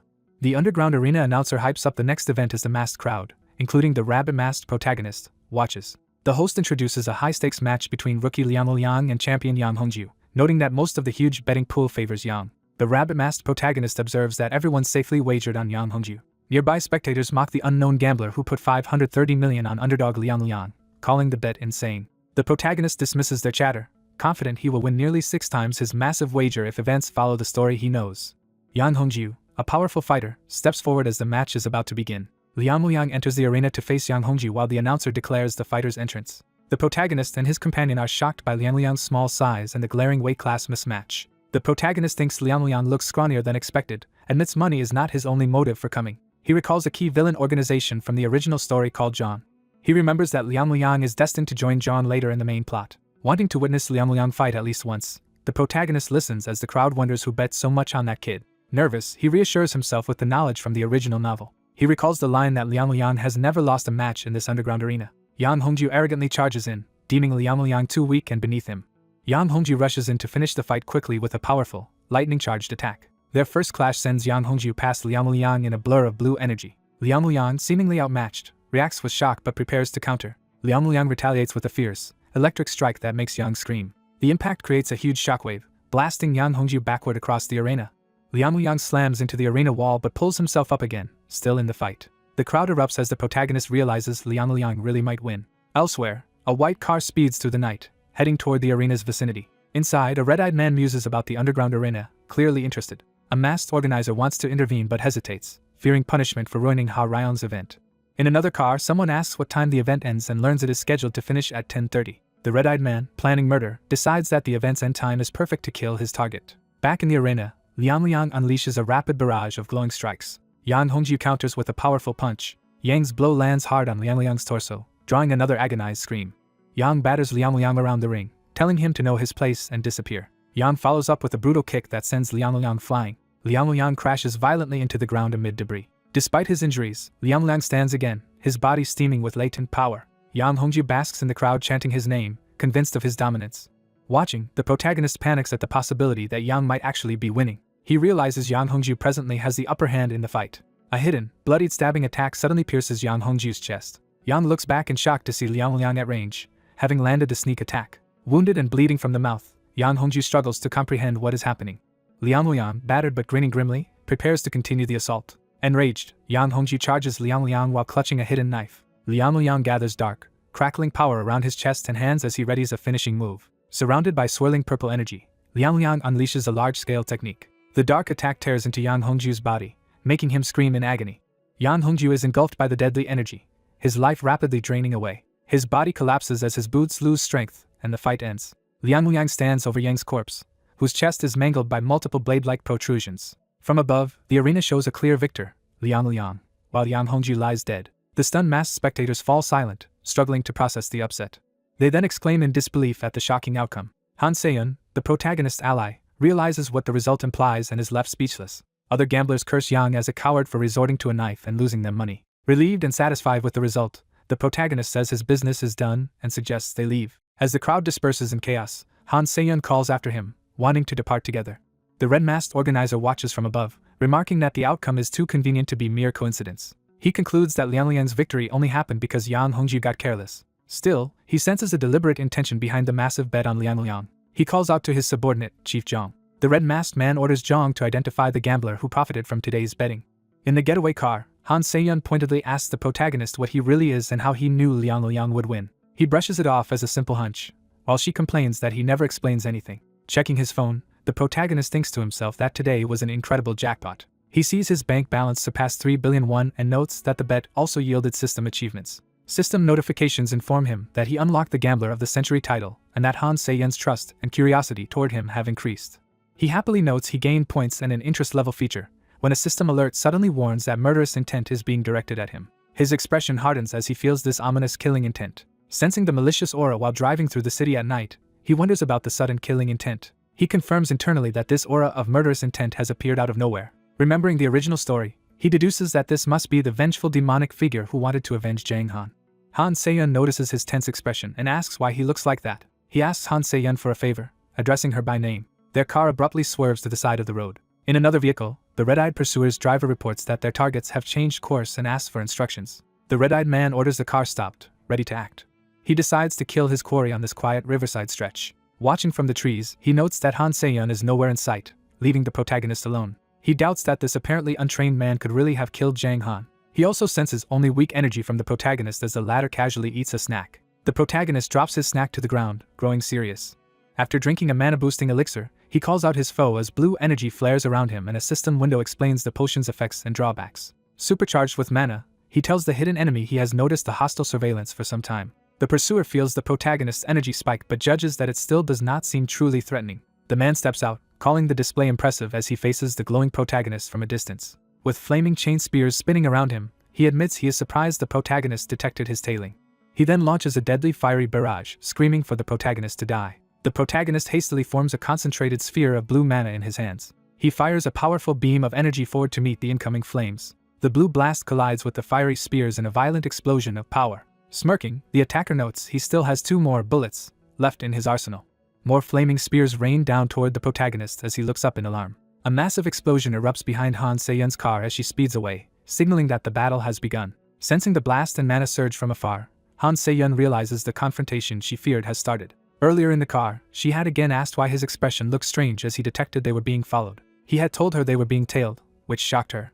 While casually pulling out more elixirs, he hinted the pursuer might be a rival of Hanseong Group and said it was something like that. He requested that she drive somewhere isolated because he needed to catch this enemy himself. When she asked if the foe was someone they could even fight, he admitted it would not be easy. She warned that the enemy's magic far exceeds B rank and questioned if he was truly sure of his plan. Confident, he replied that of course he was and then laid out what he needed her to do. She pulled their car over sharply in response. Though anxious, Han Se-yeon decided to trust in his abilities. As she drove away, she prayed for Kim Jin-woo's safety while he lunged into battle wreathed in blue energy against the flames. Empowered, he tells himself this level of danger is manageable. He reminds himself that he trained as a physical enhancer in his first year, combining that past strength with his current magic. The enemy taunts that all the protagonist can do is dodge his attacks. Preparing another wave of fiery spears, the attacker declares that if dodging is all he can do, he will raise the stakes. He unleashes an even denser storm of flaming projectiles and demands to see how the protagonist will respond. Watching the barrage accelerate, the protagonist notes that his opponent has become faster. He barely evades the onslaught, weaving through fire and explosions. Irritated that his target keeps avoiding death, the red-eyed man clicks his tongue. The protagonist notes his potion has less than 2 minutes left and decides it is time to end things. He activates a powerful artifact skill called Heart of the Great Nature to massively boost his mana recovery for 1 minute, resolving to settle the fight. The attacker is stunned as he suddenly feels an even more overwhelming energy swell from the protagonist. Cloaked in this stronger aura, the protagonist readies himself for a decisive charge. His legs surge with swirling blue mana as he sprints forward at blinding speed. The enemy reacts with shock as the protagonist rockets straight toward him. Believing the situation dangerous, the attacker prepares another lethal salvo of flaming spears. The protagonist resolves to block the attack at all costs, racing straight into the blaze. He crashes through the fiery spears behind a shield of blue energy, forcing the enemy into close combat. The red-eyed man grimly grabs his flaming weapon, trying to regain control of the fight. He swings a massive horizontal slash of fire at the approaching protagonist. The protagonist counters by charging his hand with concentrated mana. His explosive strike slams into the attacker, sending the man reeling. Wounded and bound by blue energy bands, the attacker staggers while his weapon falls aside.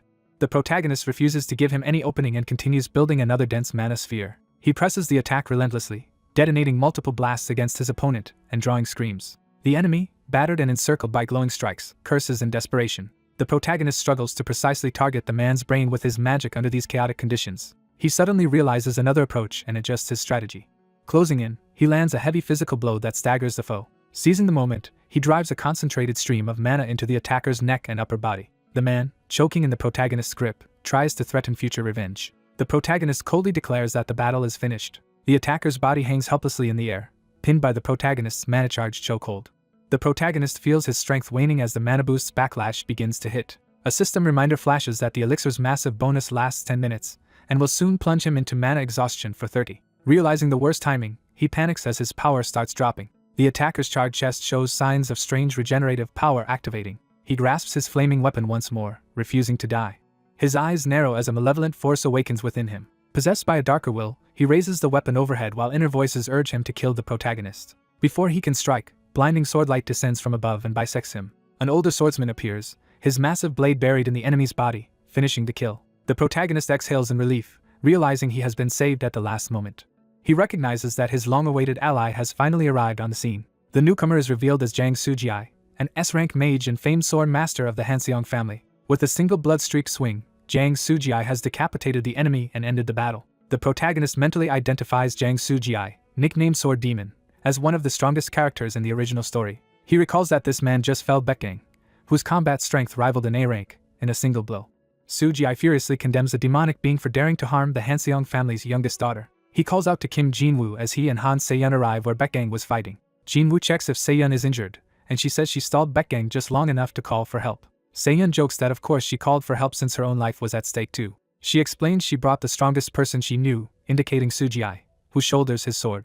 System messages announce that B-rank villain Baekgang has died, the story has slightly changed, causality rose, Se-yeon's trust is restored, and Jin-woo gains 1,000 points. Jin-woo, seeing the system rewards, internally notes how satisfying the outcome feels. Soo-ji addresses Se-yeon as young miss and asks if he should report this demonic attack to her family's chairman. Se-yeon reflects that an attack by a demonic being is too serious to treat as a normal incident. Jin-woo advises against reporting it.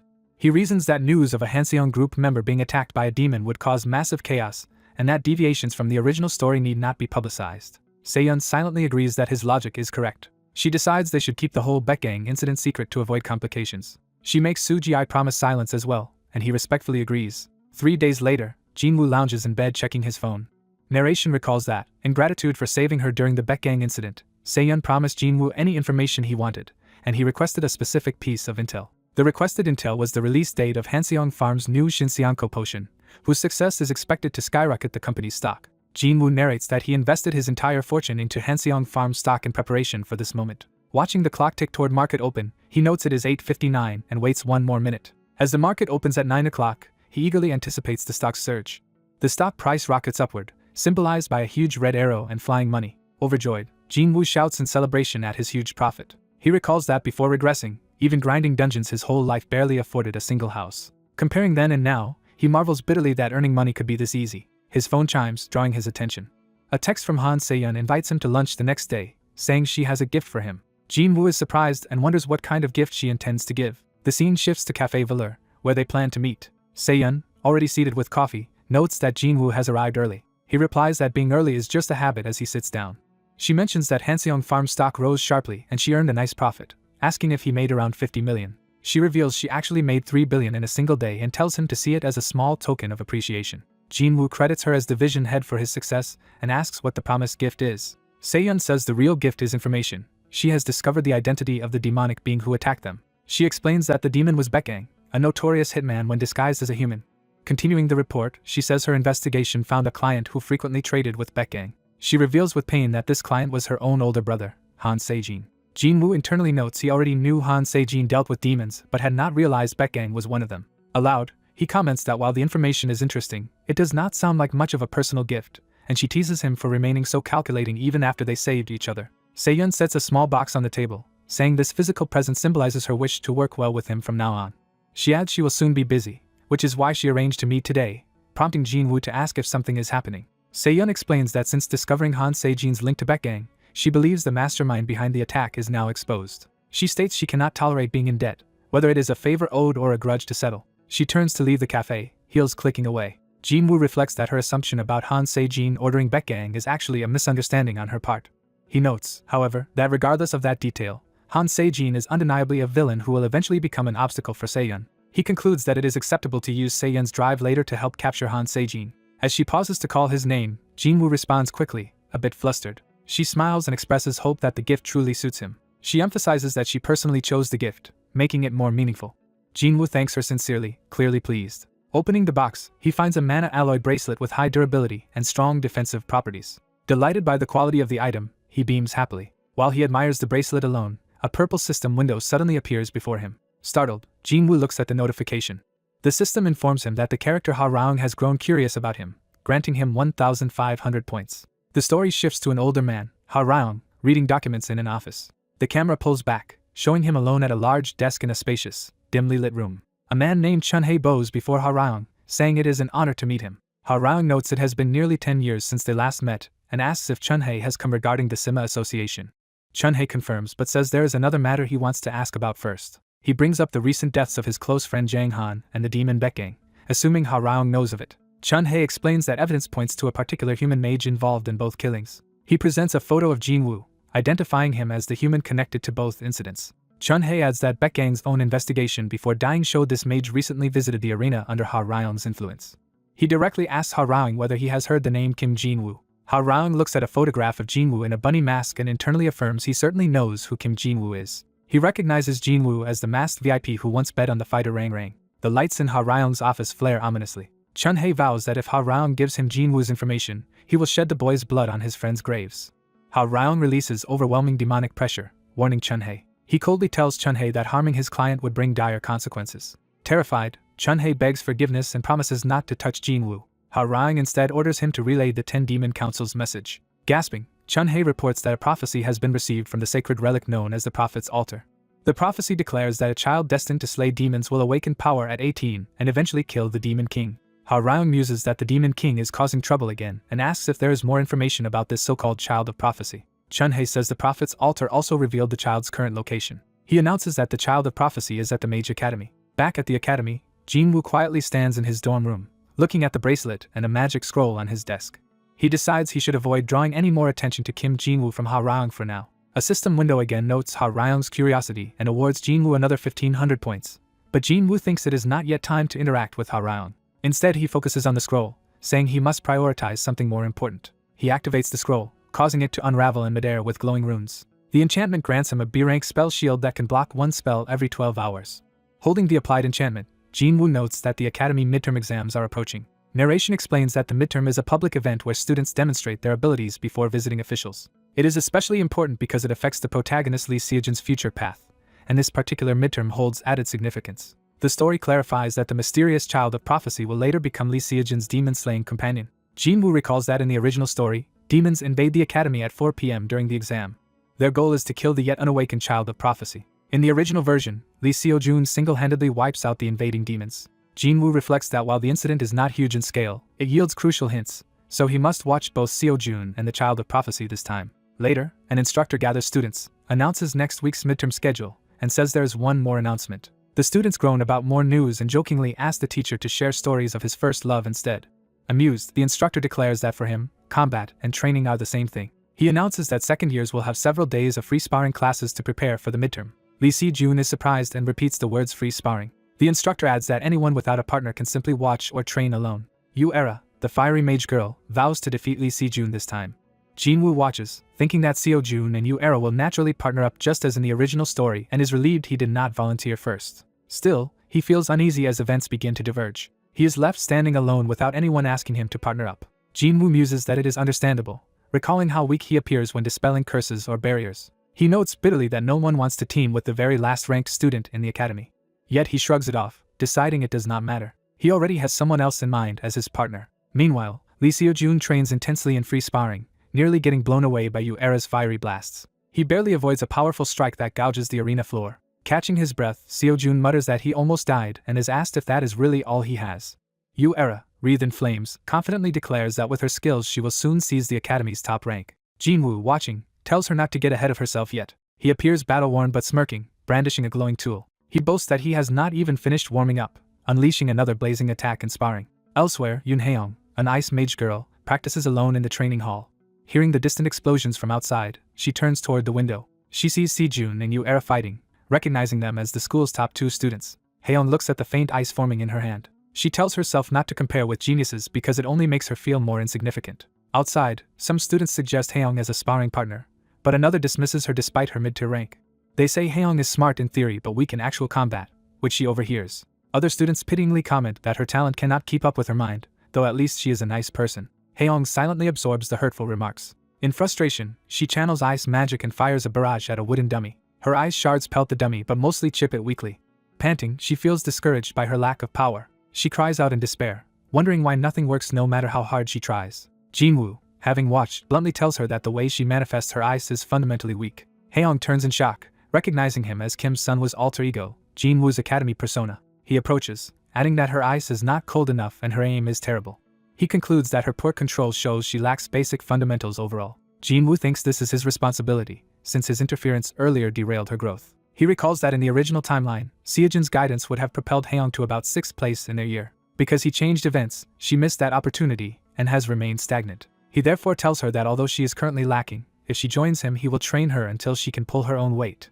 Offended, Haeyoung accuses him of being the type who belittles others to gain control because his own skills are insufficient. She continues that he tries to lower people's confidence so they will obey his directions. Jinwoo nonchalantly dodges the accusation with a shrug and a playful "who knows."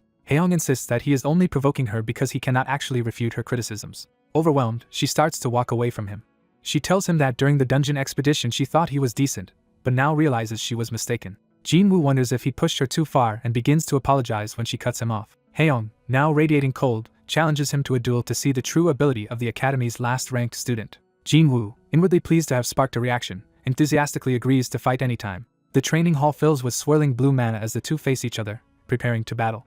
Haeyoung, surrounded by ice, repeats that she wants to measure the real skill of the so-called last place. Jinwoo grins that he finally got a reaction and tells her to bring it on. Ice shards immediately fly toward him, catching him off guard. The projectiles slam into the floor near where he stood, showing her improved focus. With her hands glowing with ice, Haeyoung declares the match begun.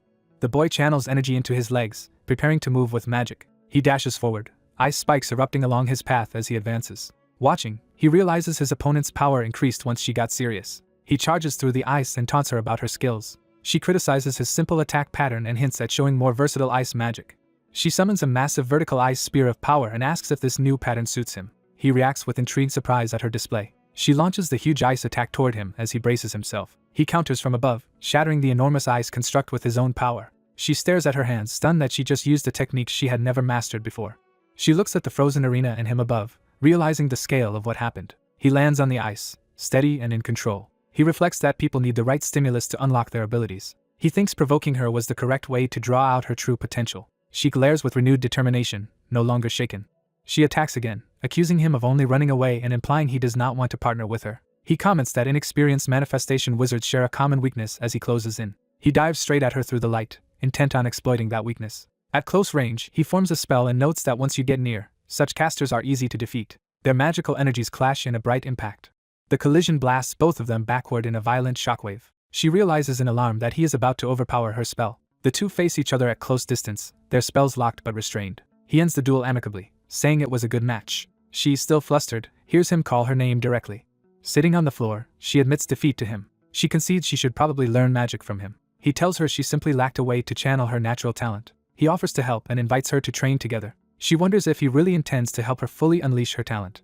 She shakes his hand and agrees to his proposal. She smiles, saying she will trust him this once. She asks him to teach her well, while his system notifies him that her interest and favorability toward him have risen. Time passes inside the ornate academy, moving to a training day. He explains that she will now do a tribute adaptation training.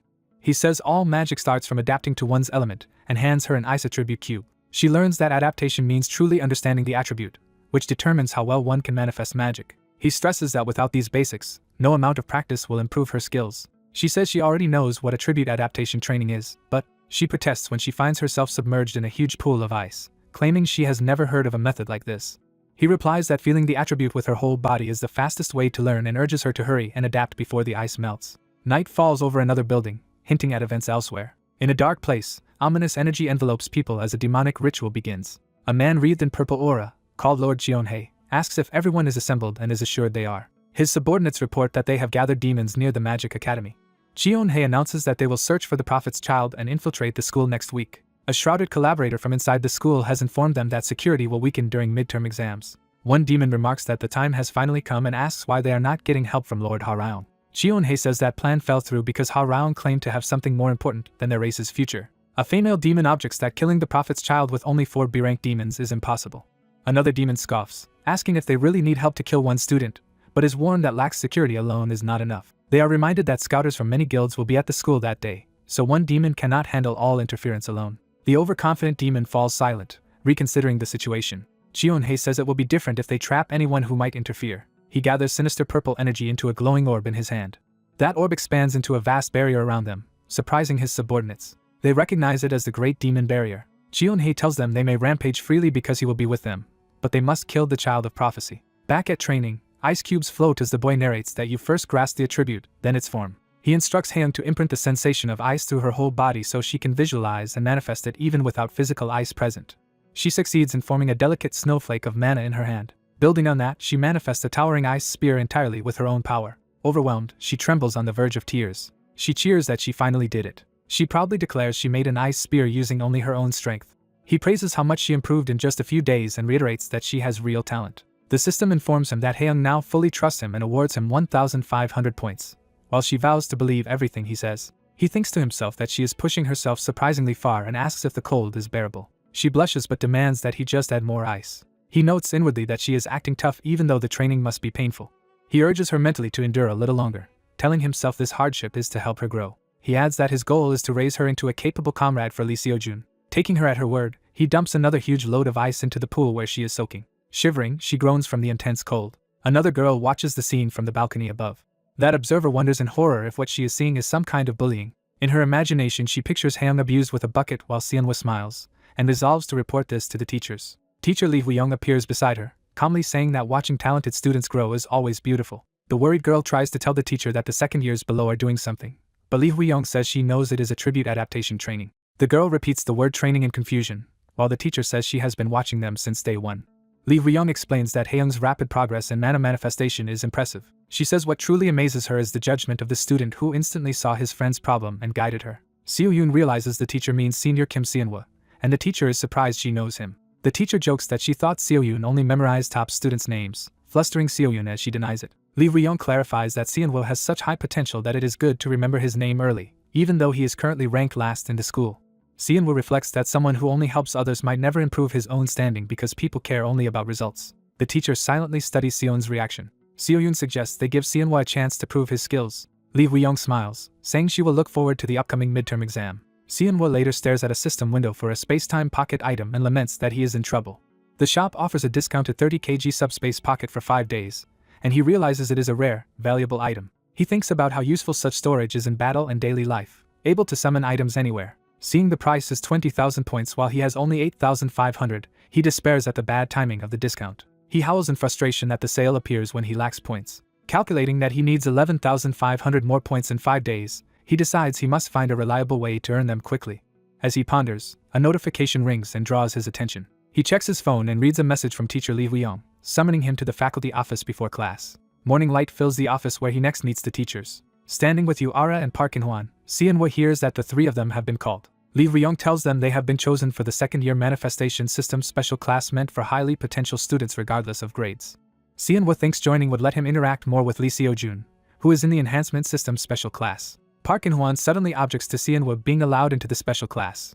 In-hwan argues it is unfair that someone ranked 5th must be grouped with the student ranked last in the whole school. He urges Yu-ara to back him up, but she refuses, saying everyone should mind their own business about who joins the class. She calmly asks why she should interfere, noting that it does not concern them. In-hwan grudgingly admits she is right but fumes internally that this is why she has no friends. Lee Ryung asks Seonwa how he feels about In-hwan's complaint. Seonwa answers that if rank is the problem, he will simply raise his rank. The teacher accepts this and tells Seonwa to prove his skills in the midterm exam before officially joining. She specifies he must score rank 80 or higher, which he wonders if he can achieve. Later, Seonwa tells Haeyoung that if he follows his plan, reaching that rank is possible, and she agrees to obey his instructions. He explains that the second-year midterm is a cooperative battle where pairs fight a summoned monster called the Green Giant. The exam summons towering green giants for students to face. He notes that each monster has a hidden weak point that can end the fight instantly if struck. However, the weakness appears in different places each time and is hard to detect. He recalls that most students simply withstand the monster to earn good scores, while top talents like Seo-jun and Yu-ara go further. Images show Ara unleashing powerful flames as part of such a synergy combo. Together, Seo-jun and Ara annihilate their test giants completely. Observers praise Lee Seo-jun's synergy ability and Ara's overwhelming firepower. Back in the present, Seonwa, wearing spiked shoes, asks Haeyoung if they are ready to climb up the ranks. They vow together to fight their way to the top rankings. During the exam, Seonwa tells Haeyoung to carve a path for him and she agrees, forming ice to open a route. She pours magic into the ground, creating a wide icy runway. Massive ice formations rise and clear a frozen path ahead of him. Seonwa sprints along the ice toward the giant at high speed. Spectators whisper about him as the boy who once collapsed from mana depletion and was suspected of entering by fraud. His system suddenly awards him 1,000 points because hundreds of people are eagerly watching, expecting his humiliation. The outsider's benefit activates, revealing the giant's weak points glowing on their bodies. He now sees the purple crystals marking each giant's vulnerability. He dashes, his spiked shoes gripping the ice as he closes in. Determined, he vows he will not play the same losing role this time. His ice-charged attack slices through a giant, aiming for its weak spot. The blow hits home with a burst of light and blood. Another giant roars and advances as dark demonic energy seeps into the arena, confusing Seonwa. The enraged giant leaps to smash him with a massive punch. Seonwa, thinking the battle is easier than expected, continues readying more magic. The giant strikes near the spectator stands, making him realize something is wrong. He recognizes the dark energy and realizes with shock who is behind this incident. Seonwa spots Jeon-hae among the adults, understanding the mastermind has already infiltrated the school. He reacts quickly, gathering ice power once more. He launches another blast at a giant's weak point. But Jeon-hae mocks him aloud for missing and belittles him as the lowest-ranked student, while Seonwa wonders why the mastermind is acting now. Seonwa remembers that in the original timeline the fiends were supposed to invade the school later that afternoon, after the exam. Haeyoung screams a warning for him to watch out. He startles, realizing new danger is upon him. A giant's attack crashes down, shattering the ice floor in a devastating impact. Seonwa is hurled into the air as the battlefield erupts with ice fragments. Ice spears form again, prepared for another coordinated strike. Those spears skewer and freeze a giant, pinning it in place. Haeyoung rushes to the fallen Seonwa, shouting at him to snap out of his daze. Seonwa leans on Era for support as they move together, both exhausted from battle. Facing a roaring green monster, Seonwoo gathers blue energy in his hand to attack. With determination, Seonwoo tells Era to step aside so he can handle the enemy. Seonwoo fires a powerful beam that blasts the monster away across the arena. The monster disintegrates, leaving Seonwoo and Era stunned but safe. Spectators in the stands react with shock and surprise at what they just witnessed. The fight is broadcast live, and online viewers marvel that the school's lowest-ranked student used an advanced technique so skillfully. A man in the audience comments that Seonwoo is far more capable than expected. The crowd erupts, excited that the match turned out far better than they anticipated and impressed with both Seonwoo and Era. Era happily celebrates with Seonwoo, telling their teacher they succeeded, while Seonwoo responds awkwardly. System messages inform Seonwoo that hundreds remembered his face, he earned achievements, points, and drew the attention or resentment of notable characters, but he thinks the test itself is not what matters now. Looking at the clock striking noon, he focuses on the critical time period he remembers. Seeing a suited man walking on campus, Seonwoo realizes events are diverging from the original story. Students mill around the school gates, unaware of the looming change. Seonwoo wonders if his actions are altering the original plot, and concludes that even the method of saving the school might change. The midterm rankings display Seojun and Era in first place, with Seonwoo and Haeyoung in second. Era notices Seonwoo sweating nervously and asks if something is wrong. He brushes it off as fatigue and tells her to go ahead to the training room so he can later give her feedback. Era assumes she must have made mistakes in the exam, but Seonwoo urges her to be confident. He sincerely tells Era she performed perfectly today, leaving her flustered and touched. Era blushes and thanks him, clearly encouraged by his praise. As they part ways, she tells him to rest well and not worry about coming to the training room if he is in pain. After she leaves, Seonwoo notes that his earlier intervention has thrown off the original timeline. He decides he must check how much the story has changed from the novel he knows. Heading toward a busy area of campus, he recalls that Seojun should be here at this time in the original script. Seonwoo spots Seojun surrounded by people, exactly where he expected. Guild recruiters swarm Seojun with business cards, each begging him to join their guild. The Sigma Guild even offers Seojun an apartment lease and loudly advertises him as their ideal recruit. Seojun laughs nervously and explains he is only 18, too young to officially join a guild. The scouts insist he at least take their cards, saying they skip third-year scouting just to watch him. As the crowd presses in, Seonwoo calls out to Seojun. Seonwoo tells him their teacher Jang Ancheol is looking for him to discuss his results. Two scouts watching Seonwoo's match discuss that the former dead last student fought very stably and shows strong growth potential. Seonwoo smiles faintly, pleased that they view him positively. Seojun is intrigued to hear Seonwoo being talked about. Using the excuse of not keeping the teacher waiting, Seojun dashes away, promising to hear guild offers later. Some disappointed scouts realize they almost had Seojun signed before he slipped away. Other officials decide to head back to watch the third-year exams instead. Young Hyunsoo of the Special Task Force asks his senior how Seojun's fight looked. Team leader Kim Deokyeon replies that Seojun's performance was impressive. They remark that Seojun fought suitably for the third disciple of the famed strongest mage, Chairman Kim Jinchul. Deokyeon adds that Seojun still lacks real combat experience, and that they are only here to scout him for after graduation. Hyunsoo jokes that he came because he regretted not speaking to Seojun during the Han River incident. Deokyeon muses that if Seojun had fought back then he would already have the combat experience they say he lacks, then asks Hyunsoo's opinion of the last student who fought. Hyunsoo says Kim Seonwoo, supposedly the weakest student, showed incredible combat sense. He reflects that Seonwoo's ability to instantly analyze an enemy's weak point goes beyond mere talent, and usually comes from extensive experience. Hyunsoo, startled, calls out to his senior at this realization. Deokyeon laughs it off, saying it is absurd to think an 18-year-old could gain that much experience. Hyunsoo then remembers Seonwoo as the student Seojun once said resembled Mage Kim Ji-woo. He recalls that the remarkable fighter in today's exam was indeed Seonwoo from Seojun's class. Deokyeon still finds it strange that such a young student can use powerful compression-type manifestation. Hyunsoo decides he must remember the name Kim Seonwoo. Elsewhere, a teacher arrives late from supervising her year and joins the group of adults. Parents, teachers, and guests gather outside the building, chatting about the earlier exams. Seonwoo and Seojun sit on the steps, and Seojun thanks him for helping him escape the scouts' clutches. Seonwoo says he wanted to preview next year's third-year exam and dragged Seojun back to watch it. Seojun complains he does not want to get cornered by scouts again, but Seonwoo reassures him they are in a separate reserved area and came through a different entrance. Seonwoo pointedly asks if Seojun wants to keep his rank 1 position. Seojun agrees to watch quietly so they will not attract any scouts' attention, and Seonwoo concurs. As the third-year exam continues, Seonwoo recalls that in the original story the main attack began in the third-year hall. He remembers that the attack location was chosen because it allowed easy contact with an inside collaborator. In that story, because no one knew when the attack would start, Seonwoo planned to keep Seojun inside the exam hall while going to find the traitor Kienhee. He thinks that is still the fastest way to protect the prophesied hero, then asks Seojun if anything unusual happened after the exam. Seojun assumes he means the scouts and says that sort of attention is normal for him, which reassures Seonwoo that Seojun is fine. Seonwoo concludes that the overall story flow remains mostly intact and feels relieved. Inside the third-year hall, the next sparring match officially begins to cheers from the crowd. Outside, someone reports that the scouts have entered the third-year exam hall. A silver-haired woman reading a book notes that events are unfolding exactly as their insider predicted. The suited mastermind asks her how the rest of their plan is progressing. Elsewhere, an accomplice reveals that they have hidden monster summoning devices all over the school. Another operative retrieves one such device concealed in a hedge. A muscular man comments that their monstrous ally Jin-san will go berserk upon seeing humans, so they stationed him somewhere remote. The silver-haired woman praises Yangian's work and says their plan only succeeded because Lord Qianhe joined them. Qianhe rises from the bench and says it is time to begin. He conjures a glowing purple sphere, declaring the start of their hunt for the Child of Prophecy. Back in the arena, a third year unleashes brilliant golden magic in a fierce duel. Park Minnie struggles to block the barrage of golden attacks. Overwhelmed, Minnie raises her hands and surrenders. The proctor announces Park Minnie's forfeit. Kim Chan-hyun is then declared the final winner of the match. Chan-hyun stands calmly with golden energy blades, having just secured victory. Watching from the stands, Seo-jun exclaims that the third-year exam is incredibly exciting. He analyzes that Chan-hyun is a model manifestation-type mage while Park Minnie's movements were razor-sharp, and Seonwoo absent-mindedly agrees. Seonwoo, however, is distracted, noting that he has scanned the arena and Qianhe has not appeared as he did in the original story. Seo-jun notices his searching gaze and asks who he is looking for.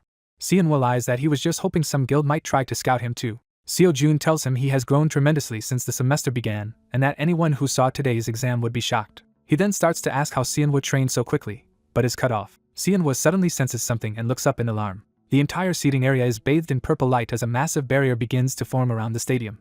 Seonwoo realizes in horror that a huge magical dome is forming, something that never occurred in his previous life. He confirms that this barrier event never happened in the original timeline, meaning history has changed. The scene repeats to emphasize everyone's shock as the purple barrier envelopes the arena. Seonwoo thinks in disbelief that such an event truly was not part of the story he knows. He again notes that this phenomenon never happened in his previous life, underscoring how far reality has diverged.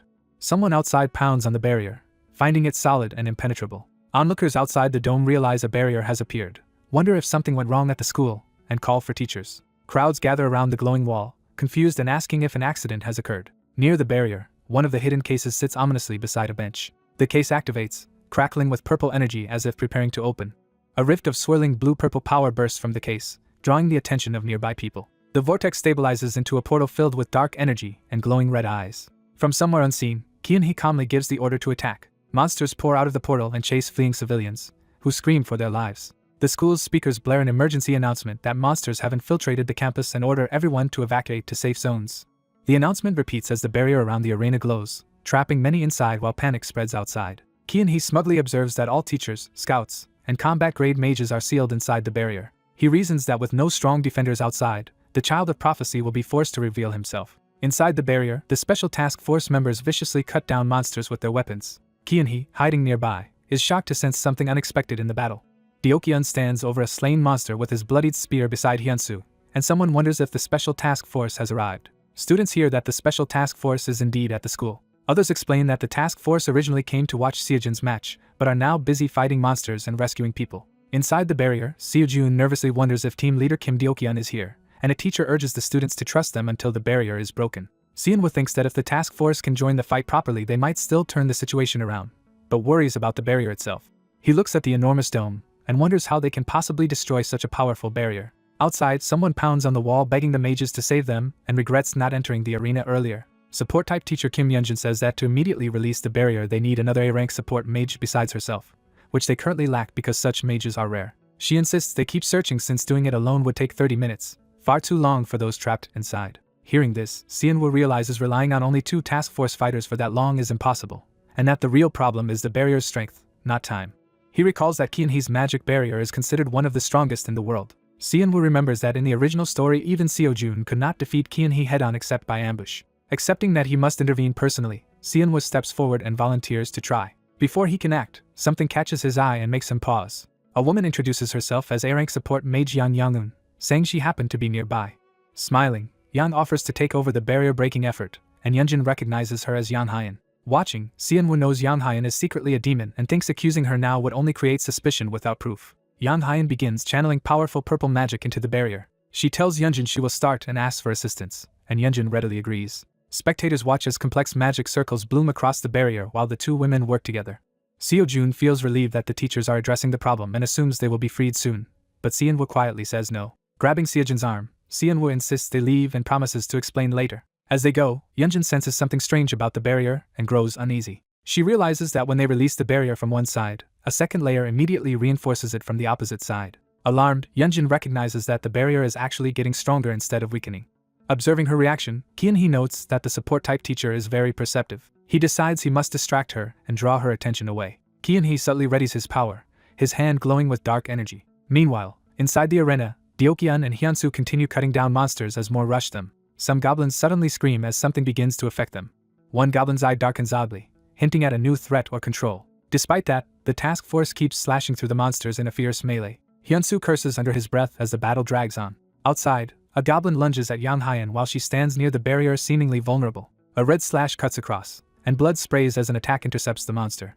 The goblin is cleaved in two by Deokyeon's spear, saving Yang Hyan at the last second. Deokyeon steps over the corpse, yanking his bloody spear free. He asks Yang Hyan if she is alright after rescuing her. Yang Hyan calmly thanks him for saving her, while he observes that she and Yunjin are trying to break the barrier from both inside and outside. At the same time, Kyun-hee's glowing red-edged weapon or spell sharpens, signaling his next move in the unfolding confrontation. The task force battles goblins while the spear user unleashes a wide red arc, forcing allies to dodge. A junior panics that his senior was almost hit, but the senior says getting caught would cost him his task force badge. Annoyed, the spear senior and his ally charge forward with glowing weapons toward more goblins. The lightning-wielding man promises on the task force's honor to protect the support mage, who nervously agrees. The support mage smiles darkly and thanks him, hiding sinister intent. Elsewhere behind the testing hall, a student wonders why they came to this secluded spot. His friend explains they chose this empty area to secretly break the barrier instead of joining the front gate effort. The brown-haired student reveals that support mage Yang Yang-eun is actually a demon secretly reinforcing the barrier. Seo-jun insists they must warn everyone, but his friend holds him back, saying they lack proof. The friend argues Seo-jun's recognized barrier talent lets him prove it, though Seo-jun doubts people will believe him. The friend proposes that if he himself breaks the barrier, Seo-jun should spread the truth. He adds that if a world-class genius like Seo-jun speaks up, everyone will trust it. Seo-jun is startled by this trust. After thinking, Seo-jun agrees and asks if his friend can really break the barrier. Seo-jun draws his sword while his friend kneels on a magic circle, ready to attempt the release. A system message appears to the friend as his unique trait Outsider's Benefit activates. That trait analyzes the vast magic formula of the surrounding barrier. Yang Yang-eun senses something wrong and recognizes the grand demon barrier being pierced. Onlookers gape as the massive demon barrier high above the academy is penetrated. The friend presses both hands to the barrier, completing the release. He casually says it was nothing, leaving Seo-jun stunned by his ease. He tells Seo-jun they must quickly resolve the incident, but Seo-jun stops him with one question. Seo-jun asks why he keeps hiding his achievements when public recognition would benefit him, but the friend says he is satisfied as is. The friend asks Seo-jun to keep everything that happened there completely secret. The scene shifts back to calm daylight over the academy building. A task force leader angrily blames Yang Hyan for incompetently failing to guard the barrier. Yang Yang-eun is shocked the double-locked barrier was breached, as a red-haired teacher calmly praises her hard work. The special operations team announces they will handle the remaining threat from here. The spear-wielding leader fiercely cuts through goblins on the battlefield. He continues mowing down goblins while one shrieks and lunges at him. He focuses power into his glowing red fist for a devastating punch. His blows sends goblins flying and shattering the ground. A female lightning mage blasts more goblins away with electricity. She concentrates, eyes sharp behind her glasses, lightning circling her arms. Her magic erupts as a huge lightning pillar obliterates a cluster of enemies. The spear leader calmly clasps his hands after the fighting subsides. He compliments teacher Lee Hyang on finishing the battle cleanly with her powerful one-hit spell. He thanks the teachers for cooperating and says their help made clearing the area quick. They reply that seeing the unit's skill was an honor. He notes they still do not know where the mastermind is hiding and orders an immediate full search once they regroup. The red-haired teacher says she does not know who the mastermind is but suspects someone. Yang Yang-eun anxiously clutches her clothes as attention turns toward her. The red-haired teacher grabs Yang-eun, demanding to know what she really did when lifting the barrier. Others try to calm Yoon-jin, but she shouts that Yang-eun might be a demon, shocking the crowd. Bystanders criticize Yoon-jin for accusing the woman who removed the barrier and question her behavior as a teacher. A task force member asks if they should step in, but his leader decides to wait and watch. Yang-eun mocks Yoon-jin, saying the barrier only took long because she had to match Yoon-jin's per skill, while Yoon-jin insists she saw something. Seo-jun points out that each time Yoon-jin dispelled the barrier, it mysteriously relocked with an extra layer. He steps forward, introduces himself to teacher Kim Yoon-jin, and confirms he was present at the third-year exam hall. Yoon-jin is amazed he noticed the barrier anomaly. Seo-jun simply says he sensed something was off. Seo-jun remembers his friend asking him to keep their roles secret. He lies that he just understands barrier theory well, thinking he hates lying to teachers but has no choice. Investigators remark that even Seo-jun doubts the barrier story, so they resolve to look into support mage Yang Yang-eun. A hooded man watching the scene looks tense as task force members glance his way. Yang Yang-eun curses inwardly as her plans start to unravel. Surrounded by people, she mentally calls out to Master Cheon-hae asking what to do next. A dark, purple-shrouded Cheonhae appears and orders her to do what must be done. Seo-jun immediately identifies him as the mastermind and orders the task force to capture him. Seo-jun and the spear leader launch a combined blue and red strike at Cheonhae. Their simultaneous attacks crash into Cheonhae's shadow, creating a violent impact. Afterward, the spear leader remarks that Yan Yang-eun turned out to be an A-rank demon, making the situation serious. Yan Yang-eun, now revealed as a demon, decides that if the mission has failed she must take drastic action, turning on Seo-jun. Possessed men around them scream and start transforming into demons, causing panic. Yang-eun's eyes glow red as she fully activates her demonic power. She orders the transformed humans to kill as many people as possible before dying, while Seo-jun draws his glowing holy weapon. Seo-jun tightly grips the weapon, imbuing it with sacred light. Working with the spear leader, Seo-jun slashes Yan Yang-eun in a coordinated, bloody strike. Spattered with blood, Seo-jun tells the demon she chose the wrong place to attack. The spear leader watches grimly, ready to continue the fight if needed. One of the rampaging transformed men lies severely injured as healers and others surround him. Teachers restrain another possessed man with magic circles, reminding everyone this is the Magic Academy.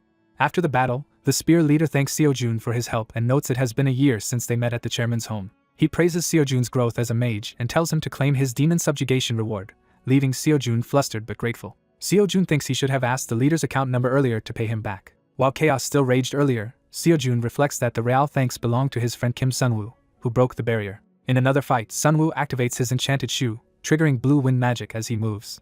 He uses that speed to unleash a slicing gust, clearing obstacles. Sunwoo is shocked to see an explosion nearby and realizes something terrible is happening. Horrified, he cries out in denial as he runs toward the blast source. Inside, Yuera stands amidst flames as a demon calls her the Child of Prophecy, while her friend cowers behind her. A white-haired man appears, identifying her as Yuera, second-year rank 2, and says her performance disappoints him.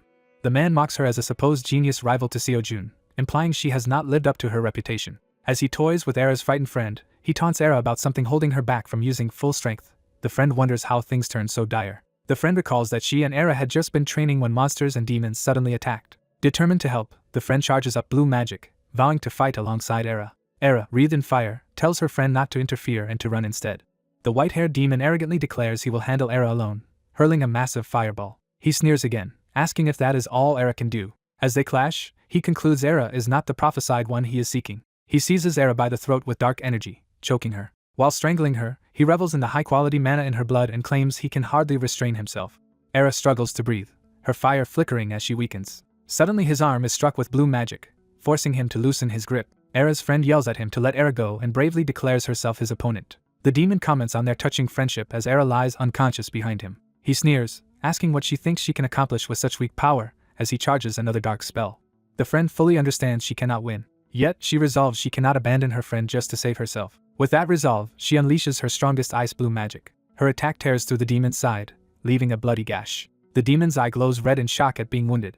Realizing his injury is not healing, he recognizes the mysterious power she used. The friend is stunned her magic is not normal ice, and notes its mana cost is enormous. Exhausted, she collapses across the arena from the demon. The demon laughs, realizing she is actually the prophesied mage born to destroy demons, and exults that he has found her. Looming over her, he vows to personally kill the Child of Prophecy.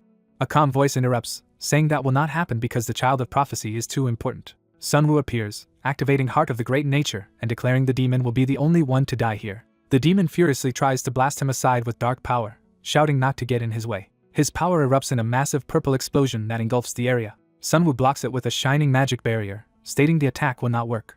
The demon screams as Sunwoo's magic starts tearing into him. Sunwoo and the friend rain down spheres of blue energy, repeatedly striking the demon. The demon falls to his knees as his body begins disintegrating. In terror, he marvels at Sunwoo's overwhelming mana and questions how such a brat could wield it. Sunwoo explains coolly that he has more experience than he appears, pressing more power into the demon.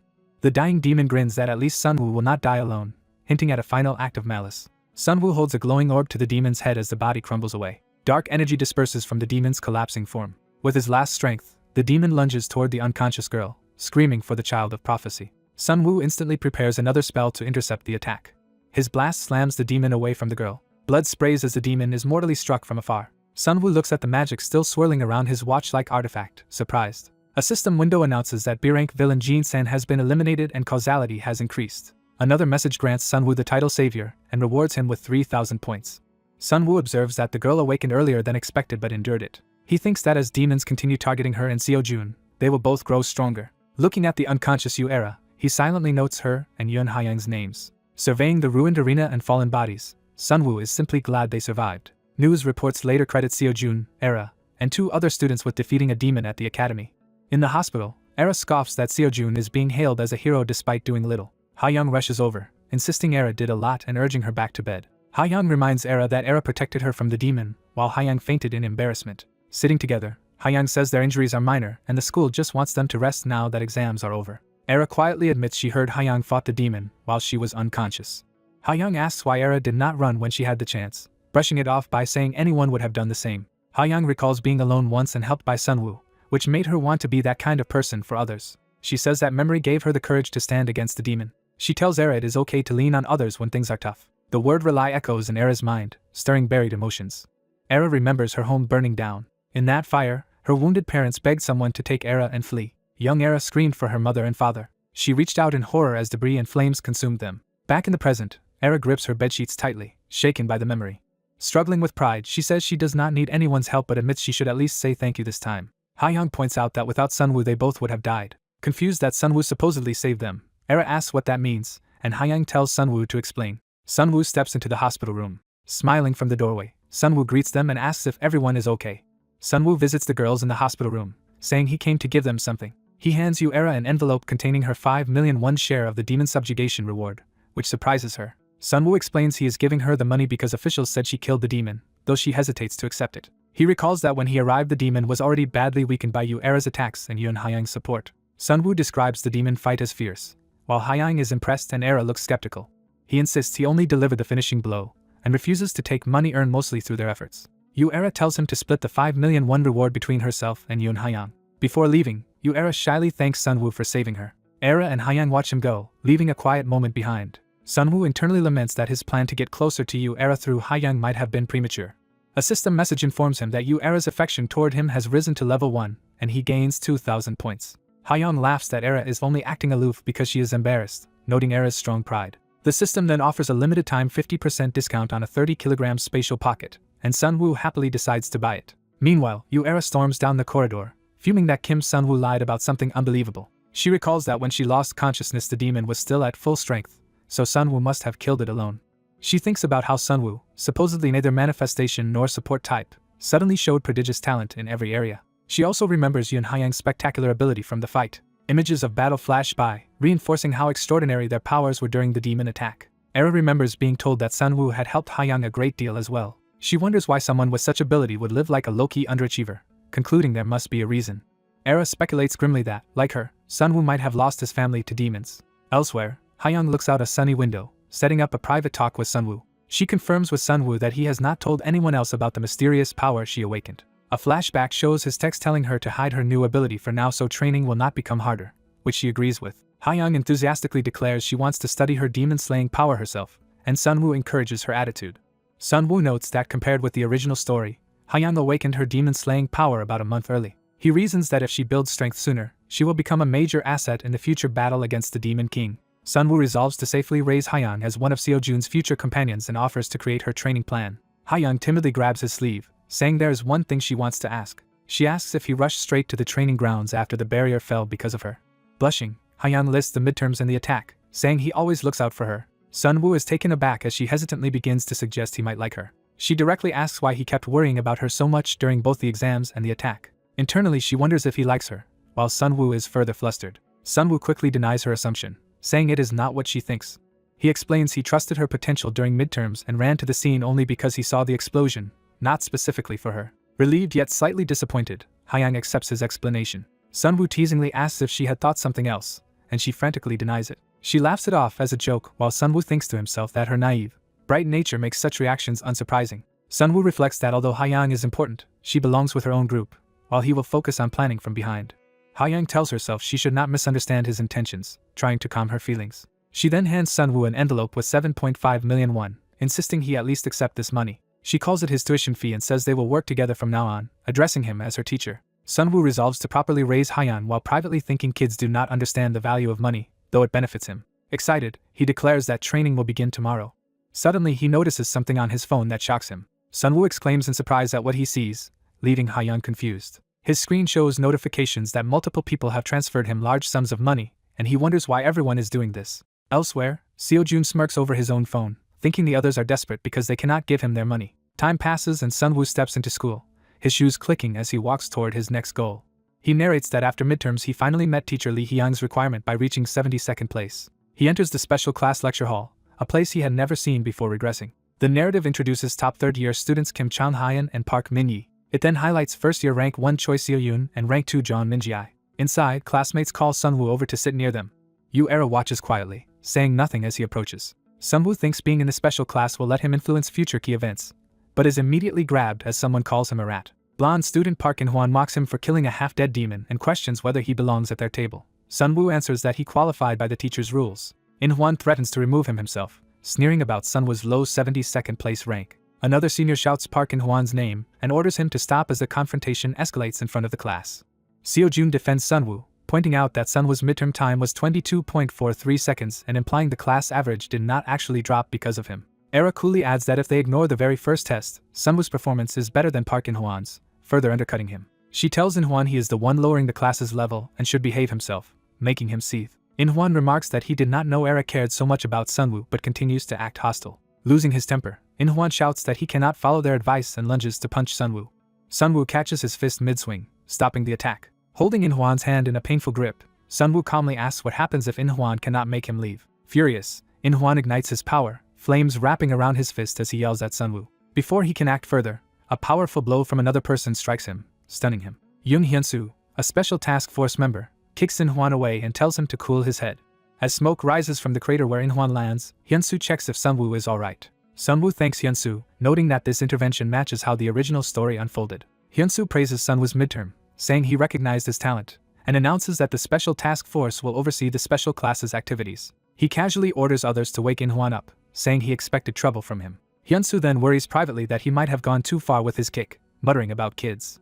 Later at headquarters, Hyun-soo reacts in shock when told he must go work at the school. He reviews how demons who usually hide individually had coordinated to attack the academy, which seems highly suspicious. Discussing with another agent, he notes demons typically answer only to a king, and concludes an insider must have helped them infiltrate. Their superior orders Hyun-soo to cooperate with the school to discover the demon's objective and the traitor. Hyun-soo introduces himself to the special class as a representative from the association's special task force. Students ask if this means they will be deployed to real demon hunts or anti-terror missions. He says not immediately. Instead, he explains, under his guidance they will take part in missions scouting monster appearance zones. He warns that the missions have dangers and they must report anything suspicious right away. Inwardly he reflects that the area is actually a safe secret training field for the task force. He notes there is one dungeon there but it has been cleared, and surveillance magic circles will detect anyone suspicious. Because special class students have more freedom than others, he suspects the insider is likely among them. Sunwoo thinks this is probably Hyun-soo's belief too and takes note. Sunwoo, however, knows there truly is a demon insider at the school and reasons that the traitor will stay quiet for now. He focuses instead on the dungeon's hidden stage, where he must ensure Seo-jun gets an S-rank sword. During the coming activity he plans to support Choi Seo-yoon, who will accompany Seo-jun. Hyun-soo ends the briefing with a loud declaration and his staff thumps the floor. He orders the students to form pairs and move to the operation area, while Sunwoo resolves to follow the original storyline exactly this time. Sunwoo worries that his unexpected addition to the class might somehow alter the random team assignments. That evening, he stands under the stars, realizing something about the outcome. He learns he is paired in group 14 with first-year rank 1 Choi Seo-yoon, which surprises him. Seo-yoon, misreading his expression, wonders if sharing a group with her disappoints Sunwoo. Other male students glare jealously at Sunwoo for being teamed with Seo-yoon, grumbling that he gets her all to himself. Seo-yoon notes that unlike the others, only Seo-jun and Sunwoo do not seem excited to be paired with her. She internally complains that the one person who dislikes her is Sunwoo, not Seo-jun as she might expect. Seo-jun tells Seo-yoon they should head out first, and she agrees. Another senior laments loudly that he wanted a romantic outing with a cute junior as well. Nearby, Seo-jun and Era, listed as group 15, talk while he calls the senior pathetic for overreacting. The distraught senior exclaims about Seo-yoon's amazing status as the only daughter of a prestigious magic family with both skill and beauty. Seo-jun dryly points out that Era is also from a magic family, while Era tells him not to involve her in the comparison. The senior insists Seo-yoon is uniquely special, different even from their Era. Another pair, Shin Young-jun and Jeon Min-jae in group 16, pledge to work together, jokingly using big bro language. Someone watching the sky remarks enviously that Sunwoo got lucky with his teammate. In the forest, Seo-yoon trails behind Sunwoo as they begin their mission path in awkward silence. Seo-yoon thinks that if both she and Sunwoo feel dissatisfied with each other, it might actually make cooperation easier for her purposes. Sunwoo recalls how far he has come since being last in school, now sitting in the special class and befriending Seo-jun's circle. Seo Yoon finally tells him his behavior stands out and looks suspicious. The system notifies Sunwoo that Choi Seo Yoon has become curious about him, awarding him 500 points. To break the tension, he points towards something in the forest and suggests they go investigate together. Seo Yoon agrees while inwardly vowing that whatever Sunwoo is planning will not work on her. She smiles brightly and says she hopes they cooperate well, while internally believing she can defy his intentions. Sunwoo, a bit surprised by her tone, calls her name to continue the conversation. Seo Yoon answers cheerfully, but Sunwoo privately thinks her expression looks like someone scheming again. He recalls that at this point in the original story Seo Yoon was fixated on recruiting Seo Jun because it increased her own value. Sunwoo decides to use their exploration as bait to draw Seo Jun in, believing this will keep events on track. Seo Yoon admits that after seeing Sunwoo's growth since his early humiliation, she finds him more and more impressive. She praises how strong he has become to enter the special class, while he insists his earlier fiasco was just a one-time mistake. Then Seo Yoon warns that forcing his way into the special class could be dangerous for him. She elaborates that by drawing too much attention he might create enemies within the class. Narration explains that although Seo Yoon appears to have everything, family, talent, and looks, there is another side to her. That hidden side is years of effort and obsessive training to meet her family's strict standards. Her father's pressure and that relentless drive are what forged her image of perfection. Outwardly she is kind to everyone, but she keeps close only those who elevate her status. This cultivated hypocrisy became her way of surviving the upper-class world despite the loneliness it brought. Back in the present, Sunwoo downplays the risk, saying he does not really think in terms of making enemies. Seo Yoon points out that even if they hide it, several classmates likely resent his presence just as Park In-hwan does. Sunwoo bluntly replies that he does not care. He tells her there is something he absolutely must accomplish through the special class, calling it his life goal. The phrase, life goal, shocks Seo Yoon, stirring memories. She recalls her father declaring he has already planned her entire life and ordering her to follow it. He insisted everything he does is for her sake, leaving her trapped in his expectations. Past and present blur as she remembers answering, "Yes, father," while now whispering Sunwoo's words about having his own life goal. Seo Yoon says she now somewhat understands why teachers favor Sunwoo, appreciating his resolve. She then pointedly asks what he can really achieve merely by entering the special class. Before he can answer, Sunwoo senses a sudden surge of killing intent from nearby. He shouts that it is dangerous, pulling Seo Yoon close and raising a barrier as an attack hurtles toward them. A flaming projectile slams into the ground where they stood, and he realizes they are under attack. They see that the assailant is Park In-hwan, who accuses Sunwoo of still not understanding his place. Wreathed in flames, In-hwan gives Sunwoo one last chance, ordering him to keep his head down at school if he wants to live. Sunwoo readies a glowing blue spell and calmly asks what happens if he refuses. In-hwan grits his teeth, on the verge of losing all restraint. He erupts in rage, screaming that Sunwoo should die as he charges in with blazing power. A magical purple eye opens in the forest, revealing remote surveillance. Through these conjured eyes, task force members watch In-hwan's fiery rampage from above. They also observe other students battling monsters elsewhere in the forest. Support mage Baek Yijin, watching via the eyes, wonders if there really is a demon spy among these kids as ordered, while introducing himself as part of the counter-terror special task force. The special task force agents discuss that the students look like ordinary trainees and decide any demon spy will reveal themselves once the kids leave the training area. They order that any suspicious student, or anyone leaving the training zone must be reported immediately. Using his magic eye, the agent spots something unusual among the students and wonders if one might be an insider. Through the eye he watches the students fighting with desperate intensity, noting they are battling as if their lives are on the line. Observing Kim Seon-woo's group, he admits their magic output is high and worries that a prolonged fight with the rank 5 senior could interfere with their larger plan. Kim Seon-woo begins, channeling a strong wave of magic energy. As Choi Seo Yoon shields them with barriers, Kim Seon-woo yells at the rampaging senior to fight only during training and tells Seo Yoon to retreat. Seo Yoon furiously scolds the seniors for turning this into a disgraceful brawl born of inferiority complexes and screams in frustration. Park In-hwan, enraged and burning with power, vows to personally crush Kim Seon-woo. He unleashes a massive fiery attack on Seon-woo, screaming in jealousy that everyone keeps protecting that guy. The blast engulfs the area in flames as Seon-woo is hurled through the air amid the explosion. The monitoring mage curses that the magic circle they were using to watch the training ground has suddenly vanished. When the swordsman's supervisor grabs his weapon to leave, the mage reminds him they promised the school the students would not be harmed. The swordsman insists he will stop the fight himself, and tells the mage to keep watching the other zones and report any incidents. While racing toward the disturbance, he realizes the battling students are Park In-hwan, Kim Seon-woo, and Choi Seo Yoon, a scion of a great magic family. Fearing for the kids, he hopes nothing goes wrong as Seo Yoon freezes herself in a giant ice barrier to block the flames. Park In-hwan rants that Seon-woo should have stayed a clown and that someone like him has no right to stand on his level. He charges again with flaming fists, determined to overpower Kim Seon-woo. Seo Yoon strains to maintain her ice defenses and realizes she can no longer contain In-hwan's attacks. Seon-woo reminds her he told her to fall back because it was too dangerous, and she reacts with surprise. Protected by Seon-woo's newly cast spell barrier, Seo Yoon looks at him in shock as he steps forward to face In-hwan. Seon-woo coldly declares that he will personally deal with Park In-hwan. He recalls that in his previous life he only watched passively while Park In-hwan bullied others. Back then he considered himself just an unimportant extra in the story. Believing he should not alter the game's storyline, he tried to stay uninvolved, though he resented Park In-hwan. Now he thinks of Park as a throwaway character and gathers a powerful orb of magic in his hand. Ice projectiles streak from Seo-yoon's feet as Seon-woo launches his spell. His barrage of icy missiles chases Park In-hwan through the forest, battering him from all sides. Shocked that Seon-woo even uses reinforcement magic, Park complains that if Seon-woo had a problem he should have fought only him. Seon-woo rebukes him for dragging innocent people into the conflict. He slams Park into the ground with a crushing magically enhanced blow, pinning the terrified senior with his foot. Seon-woo orders him to speak. Park looks up in horror, realizing how utterly outmatched he is. Surrounded by swirling mana spheres, Seon-woo demands a reason he should forgive Park. Park immediately begs for mercy, promises never to pick fights again, and insists he has admitted his wrongdoing.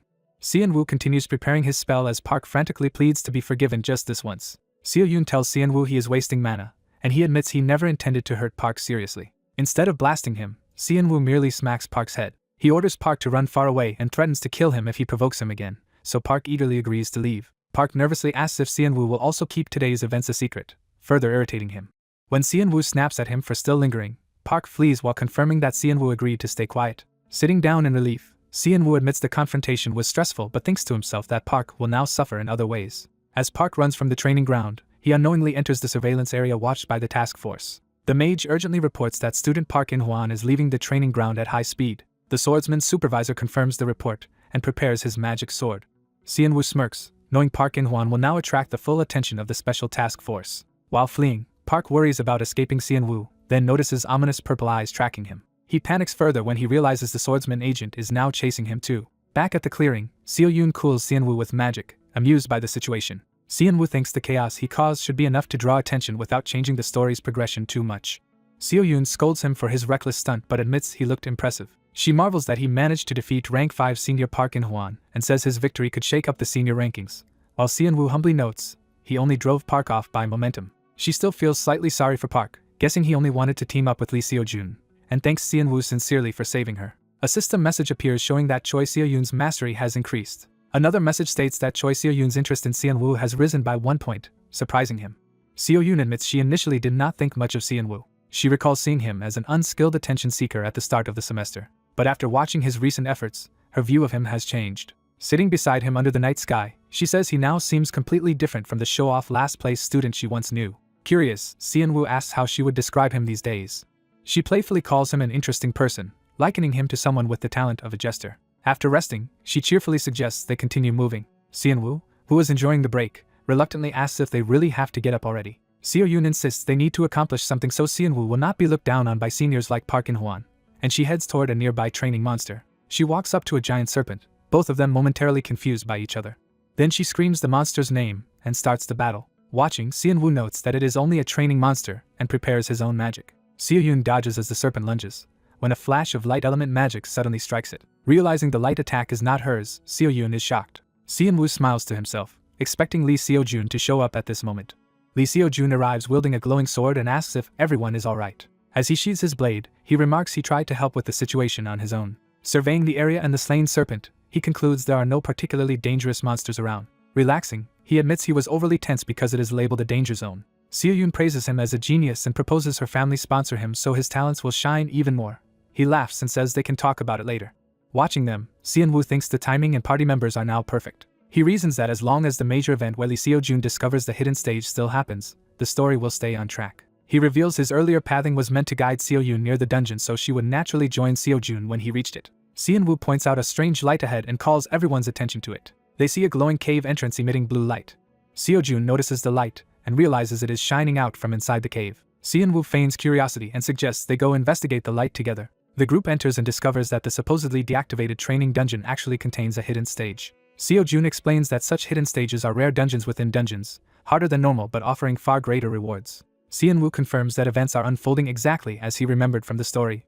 He recalls that the Tower of Proof's hidden floor was also a type of hidden stage, where mystic mana accumulates. He remembers that in the original storyline, a hidden stage appears in this remodeled, deactivated dungeon. In that version, Seo-jun and Seo-yoon team up to defeat the boss and earn a legendary S-rank weapon. That episode becomes Seo-jun's turning point, gaining him massive fame as he shows off the S-rank weapon at a press conference with Seo-yoon at his side. The narration stresses that the more important outcome is Seo-yoon's growth, not just Seo-jun's weapon.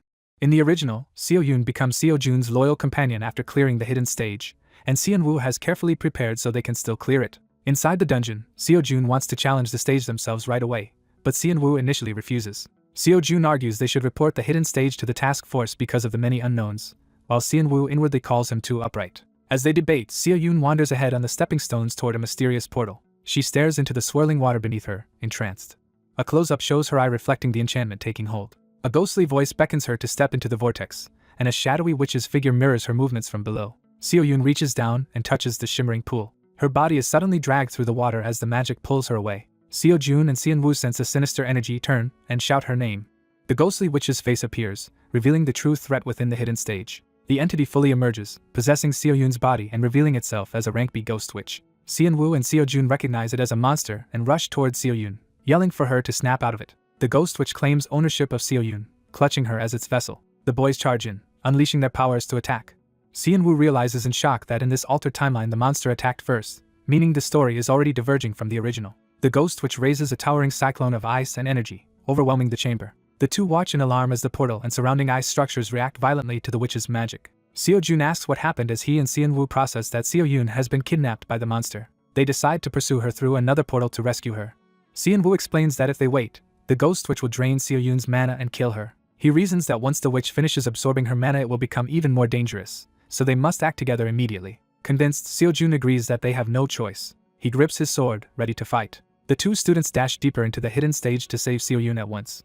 Outside, the task force officer interrogates Park In-hwan, demanding to know who he conspired with and what their goal is. Park insists he did nothing, but the officer presses him on why he suddenly tried to run away. Park flashes back to Seon-woo threatening him and desperately claims he was in the wrong. The officer decides he can tell Park is hiding something and says he would have been lenient if Park had confessed. He formally identifies Park In-hwan as a second-year rank 5 student of the academy. On suspicion of colluding with demon forces, he places Park under emergency arrest, leaving Park bewildered. The officer radios Agent Baek Yejin that the suspect has been caught and should be taken into custody. Baek Yejin panics as new intel arrives that 3 students have entered the remodeled dungeon. Their surveillance magic shows the once inactive cave now glowing with dungeon light. The swordsman recalls that the dungeon was supposed to be deactivated and just an empty cave. He is shocked to learn a hidden stage has manifested inside that dungeon. Back in the icy hidden stage, Seon-woo's steps crackle on the frozen ground. A violent snowstorm swirls around the central area, signifying the empowered boss's domain. Seo-jun notes that the witch must be using the ice mana stolen from Seo-yoon to strengthen the entire area. Struggling with the cold, he worries he cannot hold out long at this rate. Seon-woo suddenly drapes warm gear over Seo-jun's shoulders. Seon-woo tells him to wear the coat to stay warm, reassuring him with a smile. A flashback shows Seon-woo buying winter equipment and storing it in a dimensional pocket, anticipating the hidden stage's freezing climate. Seo-jun, amazed by the dimensional pocket, asks how Seon-woo could afford such an expensive item, and Seon-woo casually answers that it was thanks to stocks. Seon-woo then pulls out a warm coat through a portal, recognizing the still unconscious Seo-yoon in the distance. Seeing her upright form ahead, Seo-jun is relieved she appears unharmed and urges that they hurry to save her. The pair run toward her through the blizzard, asking where the exit might be. Seo-jun readies his blade, alarmed by another surge of icy magic. A powerful attack sends him flying. Seon-woo reaches out in shock as the battlefield erupts. Encased in ice, the possessed Seo-yoon blocks attacks and the witch remarks on Seon-woo's quick reactions. The ghost witch looms behind Seo-yoon, fully controlling her as it mockingly complains that this is no fun. Seon-woo's system skill warns of murderous intent from the possessed Seo-yoon, and he explains to Seo-jun they must defeat the ghost witch to save her. Holding Seo-yoon like a doll, the witch savors the taste of her icy mana. It proclaims that once it finishes absorbing Seo-yoon, it will become even stronger. The witch then turns its power on the boys, declaring they are next. Seon-woo notes that as an undead, the ghost witch is vulnerable to Seo-jun's light attribute even though the situation is dangerous. Seo-jun rockets forward on a beam of light to strike, while Seon-woo supports from below. Seon-woo dodges falling ice as he maneuvers into position. He resolves that as long as the witch inhabits Seo-yoon's body, they must fight carefully. The narration highlights that Seo-yoon, normally first-year rank 1 and a manifestation-type mage, is now being weaponized by the ghost witch against her own allies. Ice explodes underfoot as a girl dashes forward, initiating a high-speed clash. An opponent charges through the icy blast as narration labels his skill as a sub-specialty. Seon-woo observes Choi Seo-yoon leaping with an ice sword, identifying her ability as enhancement type. Realizing they cannot overpower the enemy, Seon-woo decides their only option for now is to keep defending. Light and ice projectiles streak toward each other as Seo-jun and Seo-yoon prepare to intercept the attack. Seo-jun blocks the instructor's blow while Seo-yoon dives in, turning the spar into a 3-way melee. The instructor breaks away and rushes Seo-yoon directly as waves of ice spikes rise between them. Seo-yoon clenches her glowing ice weapon, gathering more power. She slams her hand down to create a larger ice field, reinforcing her control over the arena. The instructor swings arcs of light that shatter Soyun's rushing ice attacks. Seoyun retreats across the frozen ground while the instructor keeps pressuring her with sword waves. Possessed Seoyun taunts the instructor, asking if he is going easy on her just because she looks like a little girl. She mocks his weak attacks and surges forward with a massive burst of ice power. Her ice pillars close in, forcing Seojun and Seonhwa to defend together inside a narrowing prison of spikes. Watching her, Seonhwa notes that her switch between offense and defense is extremely fast, and her ice attribute harmonizes with the environment. Seonhwa dodges more ice attacks, surprised by the relentless barrage. Another ice spike erupts at his feet, tightening the noose of the frozen battlefield. He turns and sees the exit blocked off by towering ice walls. Surrounded by ice spears, Seonhwa realizes the path is completely sealed. The witch, speaking through Seoyun, smugly tells them they are trapped. Seonhwa sprints while a rain of ice shards bombards the ground behind him. Under pressure, Seojun demands that Seonhwa finally tell him the plan. Seonhwa explains that they must locate and threaten the witch's true body so it will be forced to abandon Seoyun. While they fend off attacks, Seojun complains the area is covered in indistinguishable ice and begs Seonhwa to at least pinpoint the witch's location. Seonhwa admits he does not know where the real body is. A flashback shows the original story where Seojun sliced through the entire frozen dungeon to kill the witch. Seonhwa drinks an elixir and says that in the original plot Seojun defeated the witch by cutting through everything, insisting Seojun can repeat that feat. Seonhwa uses an amplified mana elixir on Seojun, greatly boosting his mana recovery for a short time despite a later penalty. He turns to Sejun and declares that this time the one to perform that feat will be Sejun himself. Seojun reflects that he had treated this as a normal fight and begins reconsidering his restraint. In an interrogation flashback, a teacher scolds the chain bully for picking a fight and losing, and the boy shamefully agrees. The interrogating teacher regrets not investigating each student more thoroughly and confirms that the missing kid's incident is unrelated to the bully. The bully frantically insists he knows nothing else about the situation. Outside the dungeon, faculty argue over the promise of student safety while one admits fault, saying the hidden stage was unforeseen. They discuss rescue options, deciding to first try opening the portal from outside. Realizing they may fail, they resolve to rely on the students to clear the hidden stage and pray for their return. Outside the mountain cave, bystanders murmur anxiously as strange lights emanate from the entrance. A teacher hurriedly tells the gathered students to wait outside while the staff deal with the situation. Some students nervously talk about being trapped in a hidden stage and fear it means there is no escape. Haeyoung silently glares, vowing that if anything happens to the trapped students she will not forgive those responsible.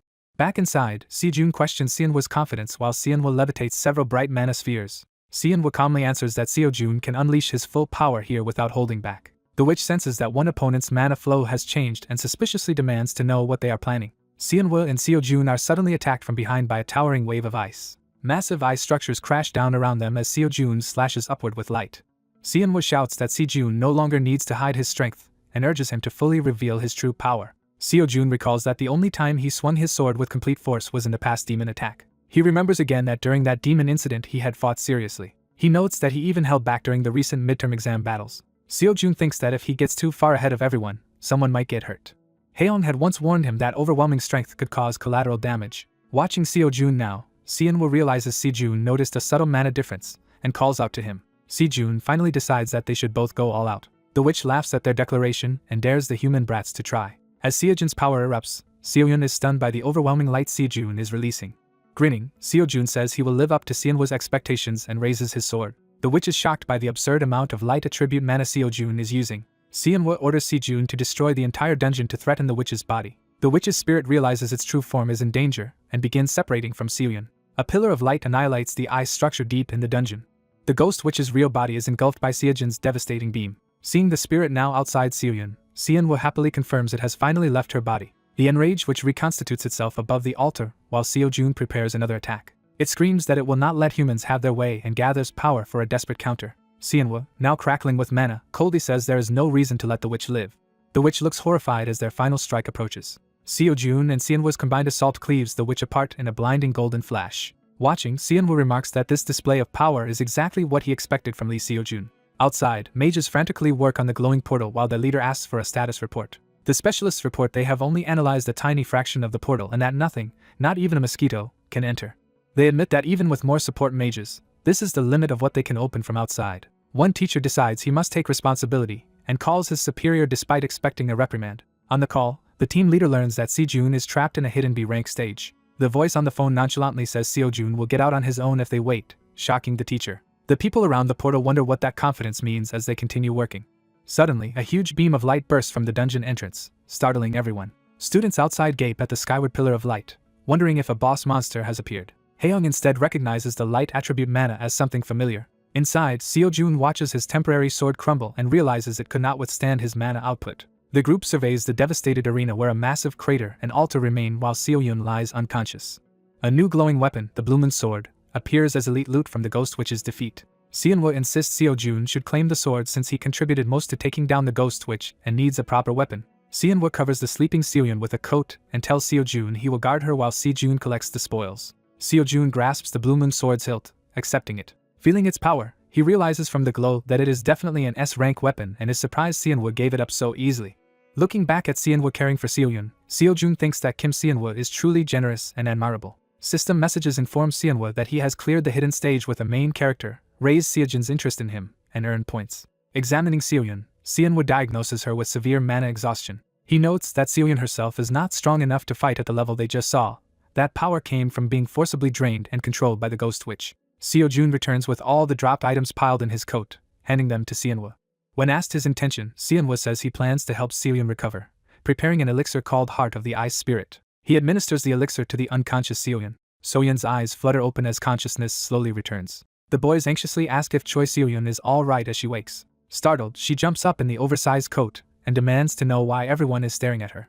Watching her energetic reaction, Seo-jun and Seonwoo comment that the treatment worked and she is lively again. Regaining awareness, Seo-yun clutches her chest and confusedly asks where she is. The boys explain that it is a long story and summarize that they are currently inside a hidden stage. Seonwoo cheerfully adds that Seo-jun defeated the dungeon boss specifically to rescue her. Seo-yun is amazed that someone their age managed to clear a hidden stage, something unheard of before. The dungeon core destabilizes as energy gathers to form an exit portal. Seo-yun and Seo-jun excitedly point out that the exit has opened and admire how beautiful the light looks. As they prepare to leave, Seonwoo stops them to say something before they step through. Exhausted from mana exhaustion, Seonwoo jokingly asks them to help him walk out. He smiles faintly, anticipating that he will collapse the moment Seo-yun is safely awake. Leaning on his friends, Seonwoo internally notes that he timed the elixir's duration perfectly. He decides that after this incident the public credit should not go to him but to Seo-jun and Seo-yun. The three of them support each other as they head toward the glowing portal, ready to return. Seo-jun walks with a quiet, satisfied smile, having finally shown his true strength. Seo-yun thinks to herself that Seo-jun and Seonwoo are the ones who must stand out from this incident. The trio emerges from the cave arm in arm to cheering classmates and teachers. Narration states that as the youngest person ever to clear a hidden stage, Lee Seo-jun again draws worldwide attention after the demon's subjugation. The Blue Moon Sword is later appraised and revealed to possess exceptionally powerful S-rank options, impressing observers. The International Mage Journal Oracle publishes articles highlighting Seo-jun's remarkable achievement. People around the world, including a noble girl reading in a distant city, read about Seo-jun's genius-level feats. In another country, a businessman notes how the world is beginning to pay serious attention to Seo-jun. Back at school, investigation results clear Park In-hwan of collaboration with demons. However, that investigation exposes his record of bullying other students, including attacking Seonwoo and Seo-yun. The narration declares that disciplinary action is taken against him. Park In-hwan is harshly punished and removed as a threat. Seonwoo reflects that the bully will no longer interfere with him, and that despite complications the story is still following the novel's original course. A flashback shows officials agreeing to keep the special class's secret operation classified. Seonwoo plans that this secrecy will allow Seo-yun to use the event to deepen her bond with Seo-jun. Back in chibi style at school, Haeyoung tearfully fusses over Seonwoo, asking if he is hurt while he tries to calm her. Seonwoo inwardly notes that soothing Yoon-haeyoung's worries afterward was difficult. Thinking ahead, Seonwoo is about to plan his next move when Seo-yun enthusiastically runs up asking what he is doing. Smiling, she says Seo-jun told her something interesting and she came specifically to thank Seonwoo. Surprised, Seonwoo repeats that she heard it from Lee Seo-jun. Seo-yun explains that Seo-jun credited Seonwoo with suggesting her rescue and fighting fiercely in the hidden stage. Embarrassed, Seonwoo insists it was really Seo-jun who saved her and mentally grumbles that Seo-jun should have just taken all the credit.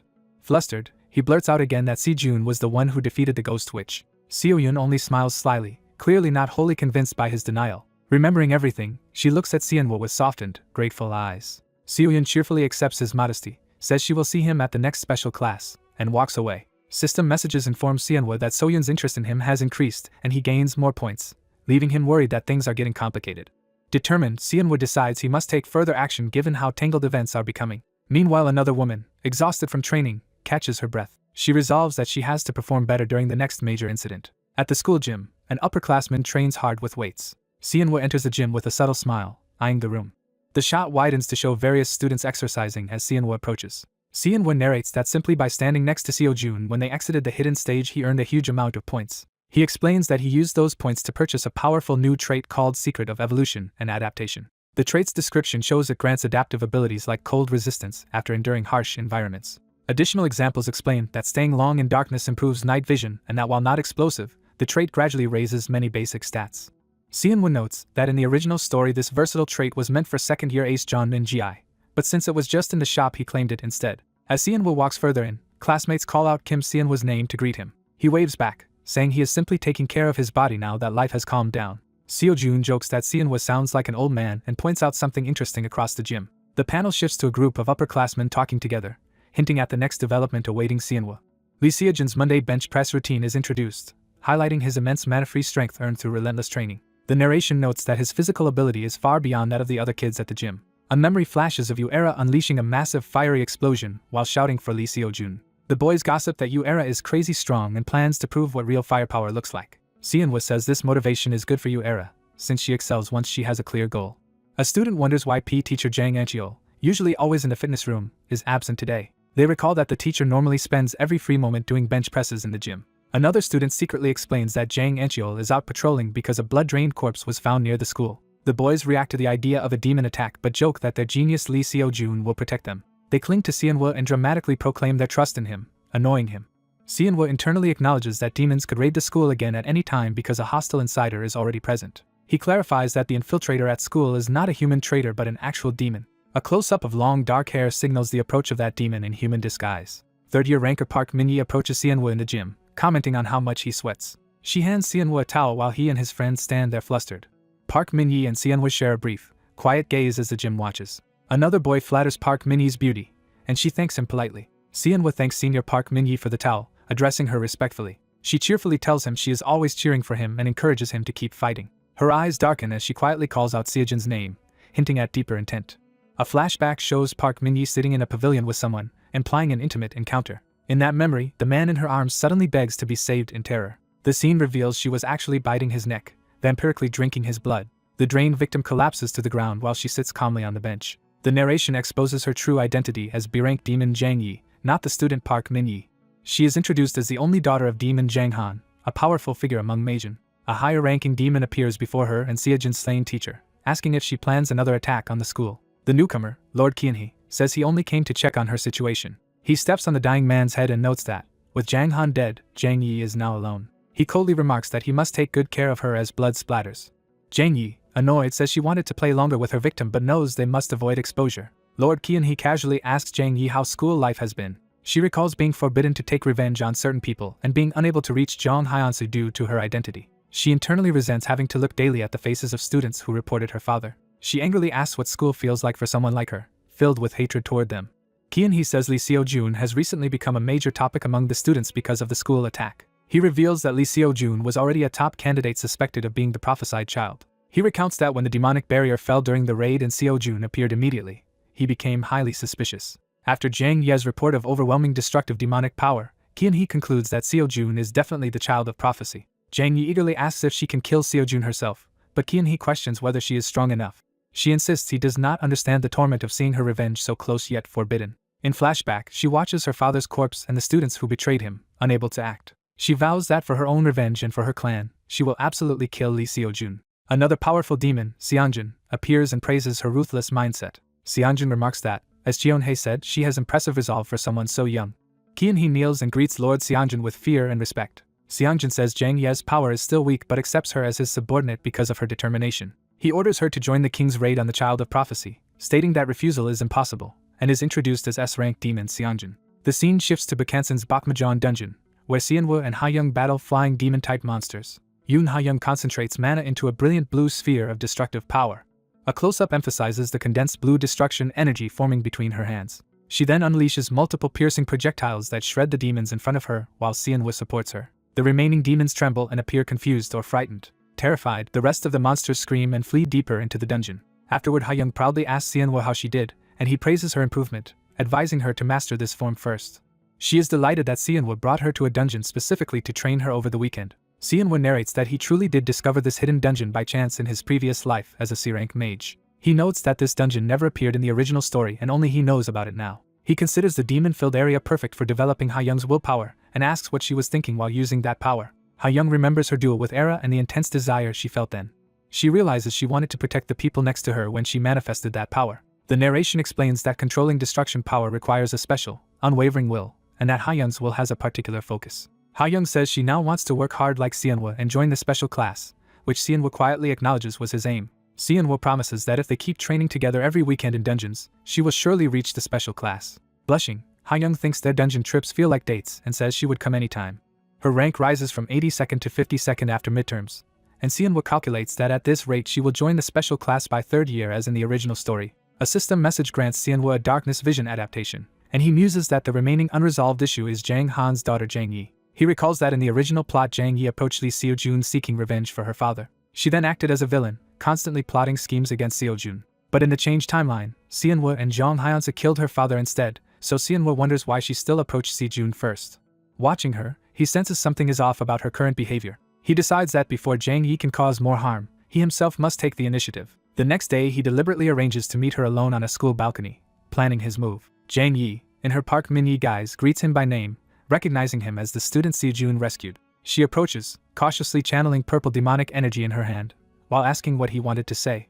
Seonwoo claims he has something very important to discuss and steels himself for his chosen strategy. Jang Yi is startled when he suddenly acts, realizing something unexpected is happening. He thrusts a fancy notebook at her and bluntly declares he wants to stay in personal contact with her. The scene is labeled as his confession attack, showing that he intentionally manufactured a private situation with her. A system window announces that Jang Yi feels disgust toward him, rewarding Seonwoo with points and a first rejection achievement.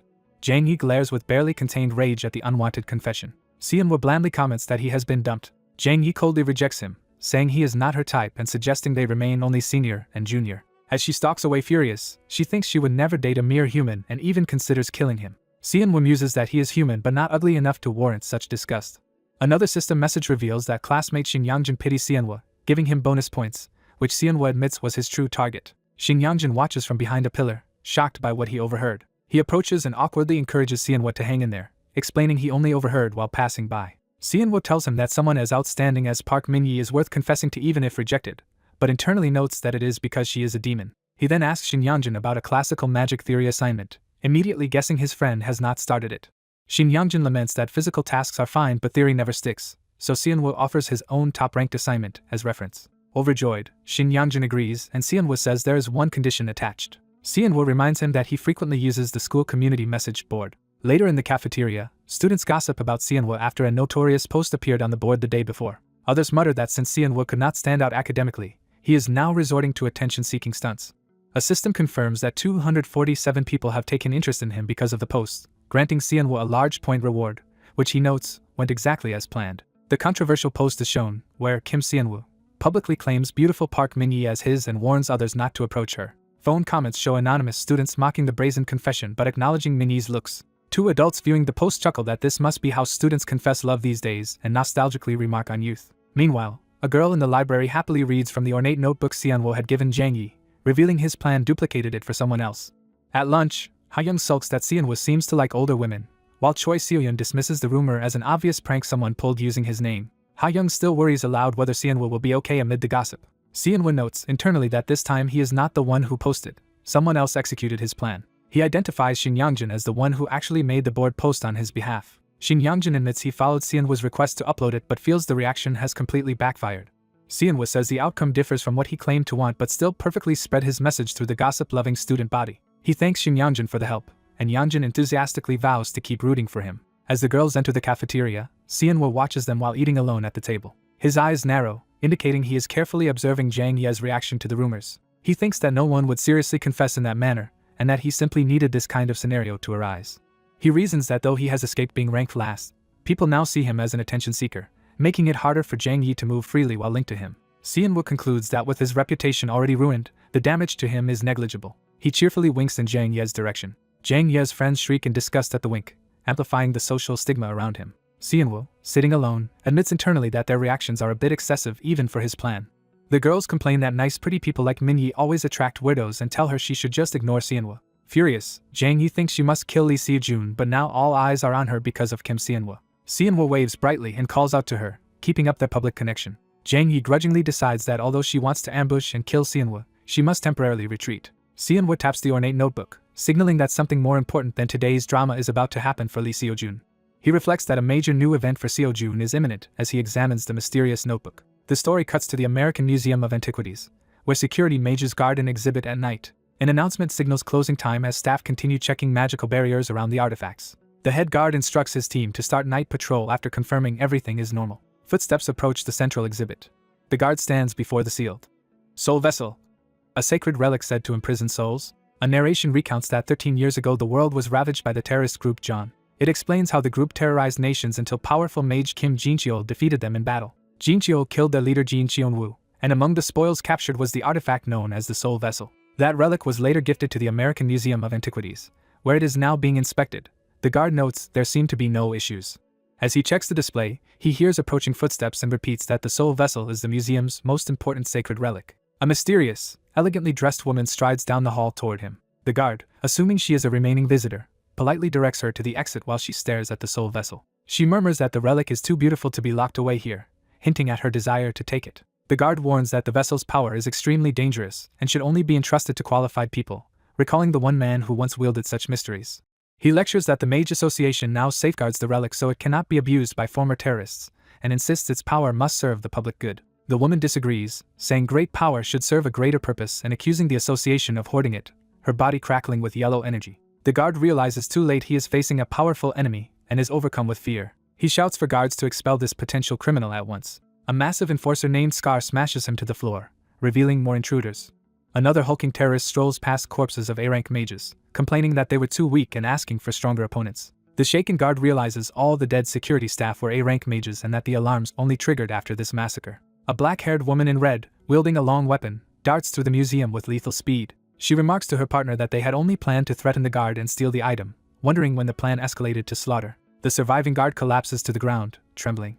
Looking up at the trio of terrorists, he demands to know who they are. One of them declares that although their god was taken from them, his will survives through them. The silver-haired woman mocks the guard for calling them washed-up terrorists. She prepares a glowing attack, telling him to pay for insulting their god. Horrified, the guard finally recognizes that they are members of John.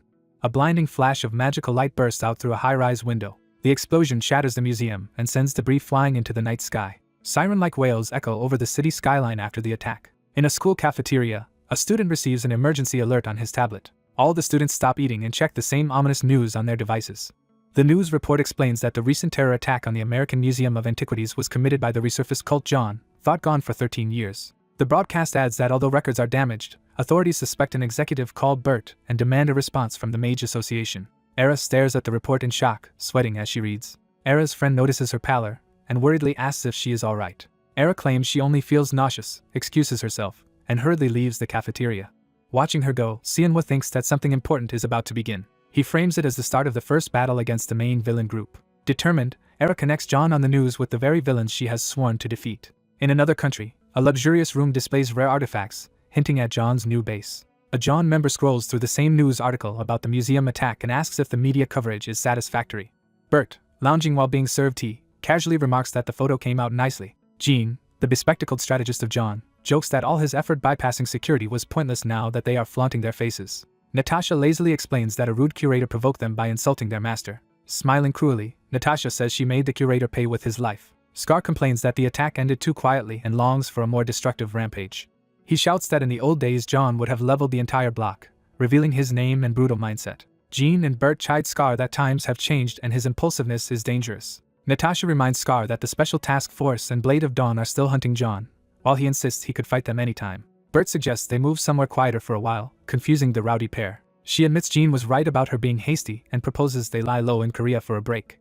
Scar cheers at the idea of finding strong opponents in Korea, while Natasha excitedly mentions visiting the Seoul Magic Arena and Jean falls silent. Jean agrees but says he wants to avoid crossing paths with Kim Jin-cheol. Bert replies that hiding in their enemy's backyard is the safest place and that no one will expect John to be in Korea. Picking up a photo of Seonwoo in uniform, Bert says she has something in Korea she wants to check on. She asks Jean if he intends to visit the boy in the photo, reminding him how important that child is to them. The group notes that the boy has been drawn into many recent incidents and wonder what his supposed guardian Baek Eun-sung is doing. Bert decides they will go anyway, instructing Jean to prepare fake IDs and contact Baek Eun-sung. Smiling, Bert orders Jean to tell Baek that John will be arriving soon. That night, Seonwoo, in his Kim Ji-woo disguise, visits the upscale restaurant Kantia. Inside, he thinks it has been a while since he moved openly as Kim Ji-woo and assumes Haryeon's attention has faded. A system message appears that Haryeon has become more curious about him, rewarding Seonwoo with points. Led inside, Seonwoo reminds himself that before facing John he must further raise his own stats. At a reserved table, businesswoman Han Seon waits, looking bored. When Seonwoo arrives, she brightens and greets him informally. Sitting together, she comments that he could have sent an agent, but he says he wanted to see her in person.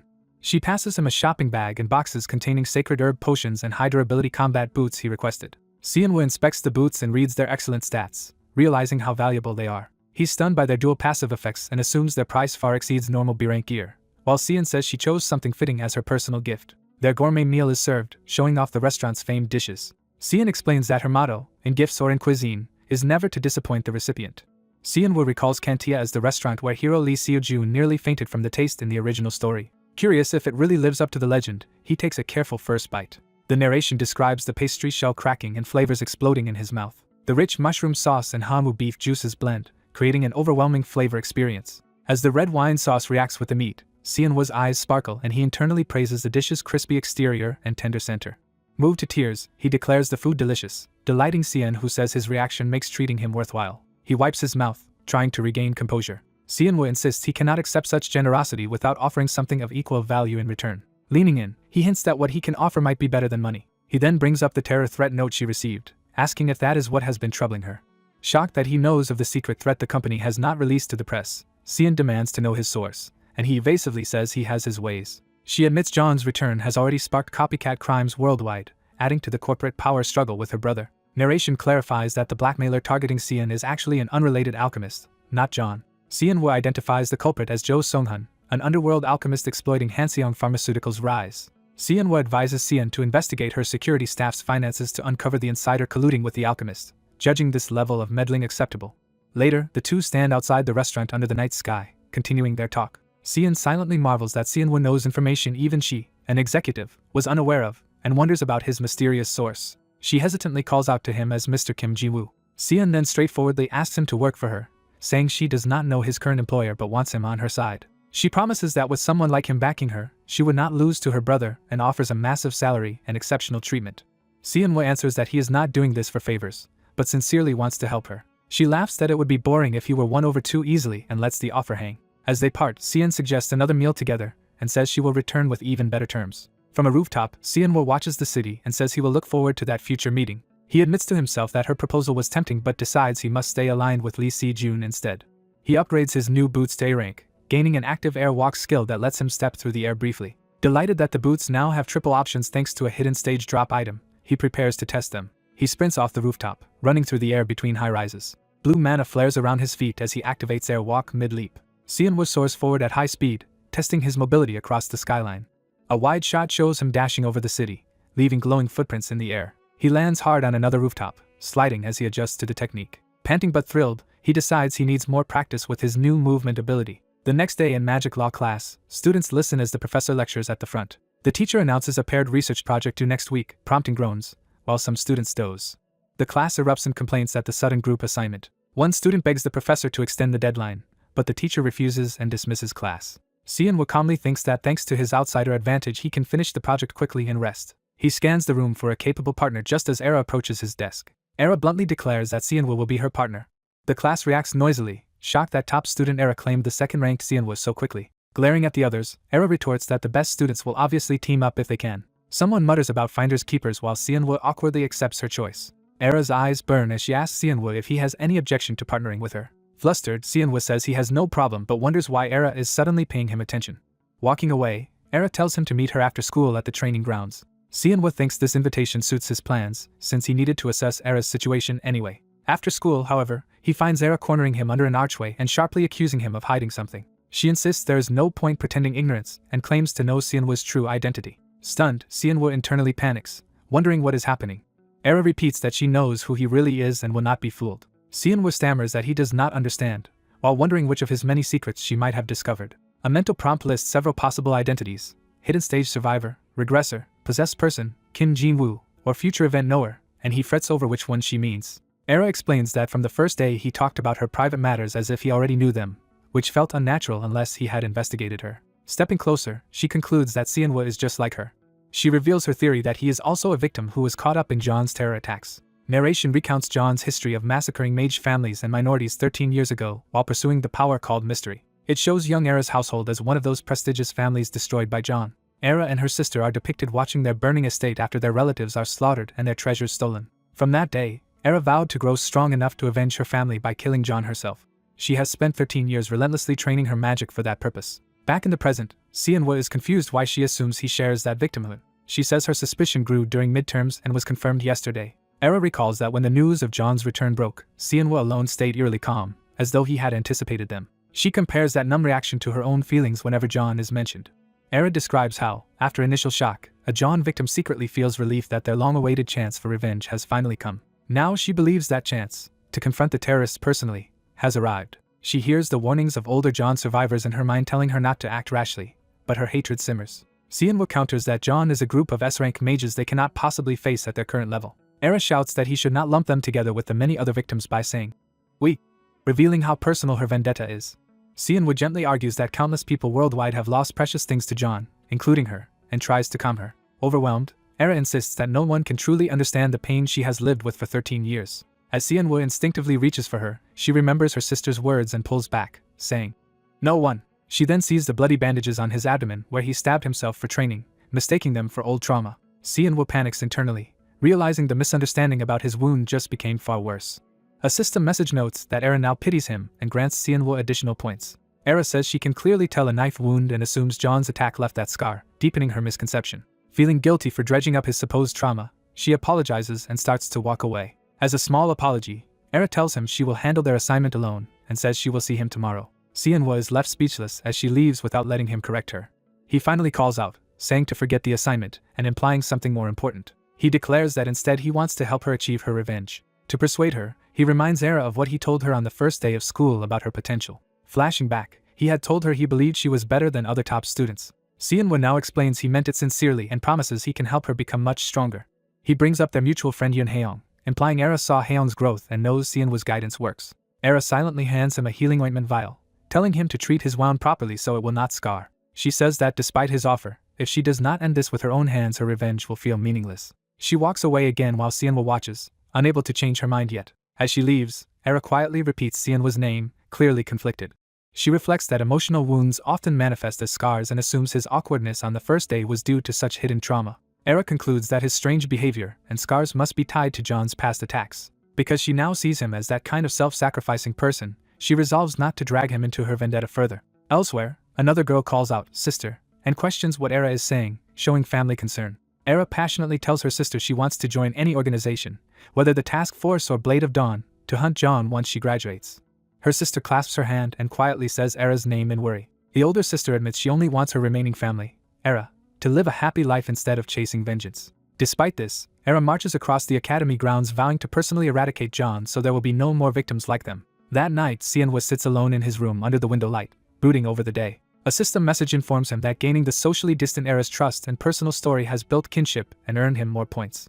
Looking at the bloody bandages and dagger on his desk, he frets about how to resolve the misunderstanding about his self-inflicted wound. He recalls deliberately stabbing himself with the hidden stage dagger to acquire a new adaptive trait. The interface describes the weapon as a paralysis dagger whose poison can immobilize targets, and he notes he did it to gain paralysis resistance. The system confirms he has gained the trait paralysis poison resistance, while he cringes at how impossible it would be to admit he stabbed himself. Deciding that dwelling on it is useless, Seonwoo turns back to training, believing that improving himself is the only real answer. Kim Seonwoo sits at his desk, circulating mana around him as he trains his magic. He explains that every night he refines his mana, plans how to guide the story, sees John as an eventual enemy, and decides that helping Yu Era's revenge will benefit Lee Seojun. Determined, Seonwoo thinks about laying the groundwork for his future plans. His skill Nature's Protection ranks up, improving mana recovery, and he resolves to display his power in the upcoming incident. The scene shifts to Yangwon in Gangwon Province, where students enter the Mercenary Experience Program.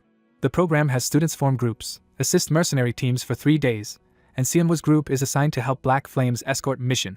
Seonwoo treks with the others through the forest, sweating but pressing on. He notes that a VIP client specifically requested Lee Seojun, which is why their group came here. Seonwoo observes that Jang Yi is with them but assumes she will not attack Seojun among veteran mercenaries, just as in the original story. Still cautious, he decides to watch her closely on the way so she cannot approach Sejun. While hiking, Seonwoo amicably offers Minnie a bottled drink, Minnie politely declines the drink but thanks him, trying to stay composed. He then offers her a towel, while she inwardly curses him and vows to kill Kim Seonwoo someday. Other classmates remark that Seonwoo has never been this enthusiastic, while Yu-era, exhausted, tells them not to talk to her and wonders how he has such stamina. Their friend jokes that his matchmaking efforts might finally be working between those two, but Yu-era and Seo-jun both deny it. A stern mage, Jong Ha-jun of Black Flame Team 6, calls everyone to attention. He announces that they have arrived at the mission site. Guards at the gates confirm them as allies and allow the party to enter the mansion grounds. Ha-jun and Seo-jun marvel that such a grand mansion exists deep in the mountains, where their mission will be carried out. Ha-jun leads Seo-jun and Seonwoo to the mansion door, teasing Seo-jun that even a famed genius has probably never seen a place like this. Inside, he briefs them that the request is a low-difficulty mission from a famous artist. He explains that some of the artist's collection has recently been stolen from the mansion. The students are told they will assist Black Flame in guarding the mansion from petty thieves for the next 3 days. As Ha-jun talks, the students get distracted admiring the beautiful paintings lining the hall. Seonwoo analyzes the art, explaining that the intense yet balanced colors show the artist's distinctive worldview. Yu-era asks how he knows so much, and he smugly replies that he just knows many things. A gloved woman eavesdrops from the stairs, saying she is glad they appreciate her works. She steps forward and introduces herself as Charlotte, the client who specifically called for Lee Seo-jun. Charlotte says she will be in their care for 3 days, addressing the academy students and Seo-jun in particular. She calls Lee Seo-jun by name with special interest. Seonwoo recognizes Charlotte as the true villain behind this incident. The narrative reiterates Charlotte's introduction and her request for Seo-jun as the students look up at her. Seonwoo mentally identifies Charlotte as the famous artist who hired Seo-jun and the villain of the current arc. A caption clarifies her identity as artist Charlotte, also known as John Burt. That evening, the story transitions to a different lodge where John's subordinates are staying. Around a dinner table, John's agents question a colleague about his behavior as they eat messily. One subordinate, Baek Eun-sung, insists he was loyal in his surveillance job. As surveillance officer, he claims he constantly watched Lee Seo-jun, imagining himself amidst Seo-jun's excited fans. He boasts that he has thoroughly investigated Seo-jun's records and never missed a report. Another agent demands to know why Seo-jun keeps getting dragged into incidents, saying they need to see him fight to gauge his growth. Baek complains that the others are eating everything, insisting he would have intervened if Seo-jun were truly in danger. The team teases Baek's manners, asking if he even knows how to use utensils while they continue eating. Their leader snaps at them to shut up and eat, while one member grumbles about how that is possible with their mouths closed. One operative confirms the planned time and questions whether it is necessary to go this far just to observe Lee Seo-jun. Another argues they could simply fight Seo-jun directly and wonders why they must disguise themselves as petty thieves, only for a comrade to answer that Burt ordered it. Baek finds the idea fun and dons a mask, while their scarred leader says they must hide their identities to avoid Kim Jin-cheol's attention. The leader recalls Burt's instruction to go easy and avoid killing anyone, emphasizing that their operation must stay quiet for now. Baek nervously admits he is not confident. He puts on his cloak and mask to complete the disguise. The 4 agents, now in hooded thief costumes, prepare to infiltrate the mansion, agreeing they can still hold back their full strength. Back at the mansion, Charlotte presents an extravagant meal and tells the students to enjoy it without feeling burdened. She adds that they might have a tough night ahead, so they should eat well. The group thanks her for the food, some joking that this mercenary mission feels more like a healing retreat. Seonwoo eats while casually comparing the meal to an even better restaurant he once visited with Han Seon. As night falls, Seonwoo notes that although they are in enemy territory, the mansion is currently safe. John's disguised thieves will soon infiltrate for their own goal. He clarifies that John's objective is not terrorism but to test the extraordinary existence known as Lee Seo-jun. Seonwoo muses that if Jang Yu were to reveal her murderous nature, she would be eliminated immediately, so he relaxes and continues observing her. During dinner, Charlotte praises Seo-jun as the youngest A-rank mage who cleared a hidden stage and mentions that he saved his honest-looking friend, making Seonwoo flustered. Seonwoo internally protests being called honest-looking. Conversation shifts to another student who could not join them, and Seonwoo realizes some classmates came mainly to meet a celebrity client. Charlotte's lips curl into a meaningful smile. She remarks that Seo-jun's family must be proud of his talent, and he quietly wishes that were true. Seo-jun reveals he actually has no family. He adds that he did not lose them but has never known what kind of people they were. Seo-jun says that if his family exists somewhere, he hopes they would be proud, while Charlotte apologizes for her insensitive question and says she understands the feeling. Yu-era, listening, is visibly shaken by Seo-jun's confession. She lowers her head in turmoil while Seonwoo watches her reaction. Charlotte confides that she also grew up as an orphan and describes the loneliness of that experience. She reaches out and gently places her gloved hand over Seo-jun's. Charlotte tells him that family is something you create rather than are born with and encourages them to do their best together. Touched, Seo-jun thanks her sincerely. The students collectively thank Charlotte for the meal. As they leave the dining room, the group chats about how moving Charlotte's words were, while Seonwoo simply comments that the food was acceptable. Ha-jun reminds them of the mission briefing and orders everyone to patrol the mansion interior according to their assigned schedule. Minnie approaches Seo-jun and shyly asks to speak with him if he has a moment.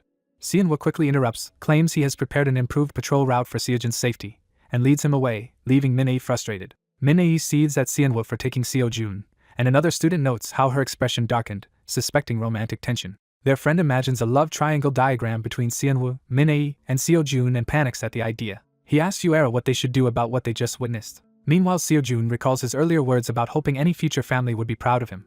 Yuera, thinking of this, gives a short, annoyed grunt. She abruptly walks off for some air despite a classmate calling after her not to wander. Outside, Sianwoo explains his patrol plan to Seojun, starting from a corner of the mansion to cover the grounds more efficiently. He internally plans to guide Seojun toward an area where no one else will be caught up if an incident occurs and checks if Seojun has any questions. Seojun says he does have a question about Sianwoo himself. He points out that, despite claiming to lack mana, Sianwoo used magic in the hidden stage as if he possessed an inexhaustible supply. Seojun describes that aggressive barrage-style magic and says there is only one person he knows who fights in that way. He tells Sianwoo that both his appearance and fighting style are suspiciously similar to the famed mage Kim Ji-woo. Panicking internally about everyone making this connection, Sianwoo nervously asks if Seojun actually thinks he is Kim Ji-woo. Seojun laughs it off, saying of course not, and praises Kim Ji-woo as a hero who soloed a demon on the tower's hidden floor and is likely far stronger than Sianwoo.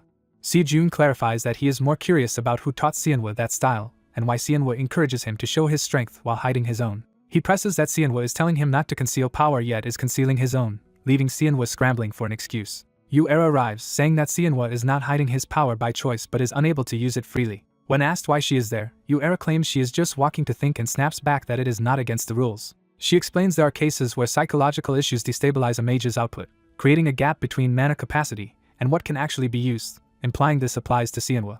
A flashback shows Sianwoo losing control of massive magic in the past. Yuera concludes that Sianwoo is essentially rehabilitating to regain his original skills, not deliberately hiding them. The revelation triggers a system message awarding Sianwoo favor points because Lee Seojun now admires him. Seojun recalls Sianwoo drinking medicine in the hidden stage and begins connecting it to his supposed mana problem. He bluntly states that he realized the medicine Sianwoo took back then had a different purpose.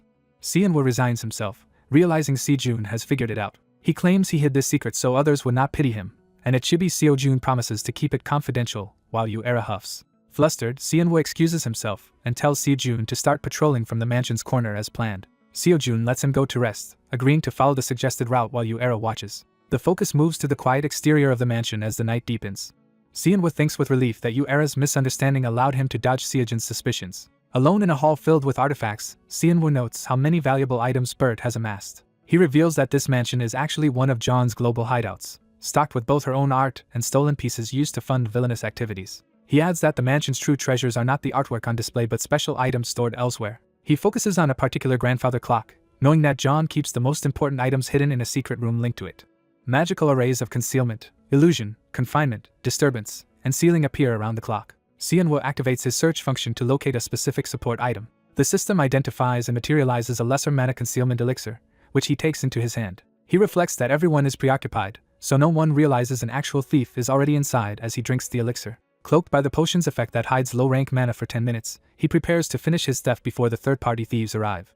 Smirking, Sianwoo mentally addresses the villains he is about to rob. He activates his unique Trade Outsider's benefit and prepares to loot John's secret stash as an unassuming, honest-looking thief. Outside, Sianwoo repeats to Seojun that he is heading in to rest and reminds him to patrol from the corner route he outlined. Seojun cheerfully tells him to rest well as Sianwoo rushes off. Yuera and Seojun remain on watch outside the mansion in the calm before the raid. Yuera asks Seojun where he thinks Sianwoo would rank if he fought seriously, and Seojun guesses around 15th. She is dissatisfied with that estimate, and expected Seojun to better recognize Sianwoo's worth, making him wonder if he undervalued their friend. Annoyed, Yuera leaves, telling Seojun not to wake her for patrol changes and that she has already shared the route via their handbook. The full moon rises over the quiet mansion, signaling the approaching conflict. Seojun reflects that sheer mana quantity does not define a superior mage. He recalls that true strength comes from how precisely one can manifest magic. Thus, he concludes that ranking Sianwoo at 15th was a conservative minimum rather than his ceiling. A memory shows Sianwoo effortlessly juggling multiple orbs of magic. Seojun admits that if that display represents Sianwoo's true skill, it proves overwhelming natural talent. Suddenly, Seojun senses another presence nearby. He spots Min-ae sneaking along the garden path. Recognizing her, he calls out to Senior Min-ae. Meanwhile, Sianwoo, back at the clock, notes he must work quickly before the third force thieves break in and act. He explains that his Trade Outsider's benefit can decode any magic formula placed on the clock. He understands that John, being powerful, could detect any mana leakage from this process. Therefore, he uses the lesser mana concealment elixir item, which masks C-rank mana flow for 10 minutes. Relying on this advantage, he uses a method only he can pull off to bypass the clock's wards while remaining undetected. Charging his hands with blue mana, he jokes that John will now be robbed by a diligent-looking guy instead. His trait activates fully, revealing intricate arrays as he begins dismantling the layered security magic. He discovers that if he disables the array completely, an alarm will trigger, realizing John installed a sophisticated trap. Instead, he tries to subtly alter the formula so that just one person, himself, can pass without setting anything off. Succeeding, he creates a glowing entrance in the floor and leaps into it. He lands inside the hidden chamber and looks around in surprise. Manhwa recognizes this place as John's secret room. Display cases show rare items such as an ancient scroll. He notes that the same type of protective magic covers all the display cases. Grinning wickedly, Manhwa prepares to strip the room of valuables. Outside, guards on the perimeter comment that the mansion is supposed to be robbed often, yet tonight seems strangely quiet. One guard tells his captain that something feels off about the uneventful night. Captain Jong Ha-jun, an A-rank mage of Black Flame Team 6, muses that given they are in a monster-infested region, the current calm does indeed seem unusual. While monstrous guardians prowl a deadly forest, someone doubts any thief would dare target such a place just for art. A guard tells his partner to stop overthinking and simply stand watch for their pay. The senior guard guesses the client only wants a fake robbery for insurance, and orders his subordinate to focus instead on recruiting Lee Seo-jun. A white-haired man shrouded in dark energy appears behind a guard, calmly praising his hard work. In an instant, the newcomer slashes through the guards, cutting one down in a bloody surprise attack. As the dark figure walks away trailing ominous energy, the fallen guards lie lifeless on the ground. The white-haired man's eyes glow with sinister purple power as he prepares his next move. He thanks a woman for leading him here, his body still wrapped in that eerie dark aura. The woman, Jang Yi, respectfully asks Lord Seongjin to let her be the one to kill Lee Seo-jun. Seongjin refuses until Lee Seo-jun's status as the child of prophecy is confirmed and instead orders her to guide them to him. Inside the mansion, Lee Seo-jun suddenly warns Senior Miney of danger. Seongjin swings a huge weapon at Miney, who screams as she scrambles on the floor. Lee Seo-jun charges in with his glowing sword to intercept the attack aimed at Miney. Miney grabs his wrist to stop him for a moment. Realizing it is Lee Seo-jun, Miney runs with him as he urges her to retreat inside the mansion. Seo-jun recalls that he had wondered why Miney was outside the mansion. He now understands that intruders have broken in after massacring the Black Flame mercenaries at the gate. He is further shocked to realize the thief is actually a powerful main. Feeling suffocated by the overwhelming aura, Seo-jun sees Seongjin fully unleash his terrifying dark power. Without even fighting, Seo-jun recognizes from the immense power gap that Seongjin is an S-rank main. Faced with a monstrous killing intent towering over them, Seo-jun concludes that fighting would mean certain death. Seongjin coolly notes Seo-jun's good judgment but says that sense is not exorcism power. Seo-jun drops to one knee behind him, cowed by the oppressive aura. Seongjin, sword on his shoulder, asks his underlings if all enemies outside have been dealt with as subdued bodies kneel behind him. A bloodied subordinate reports grimly on the situation near the mansion.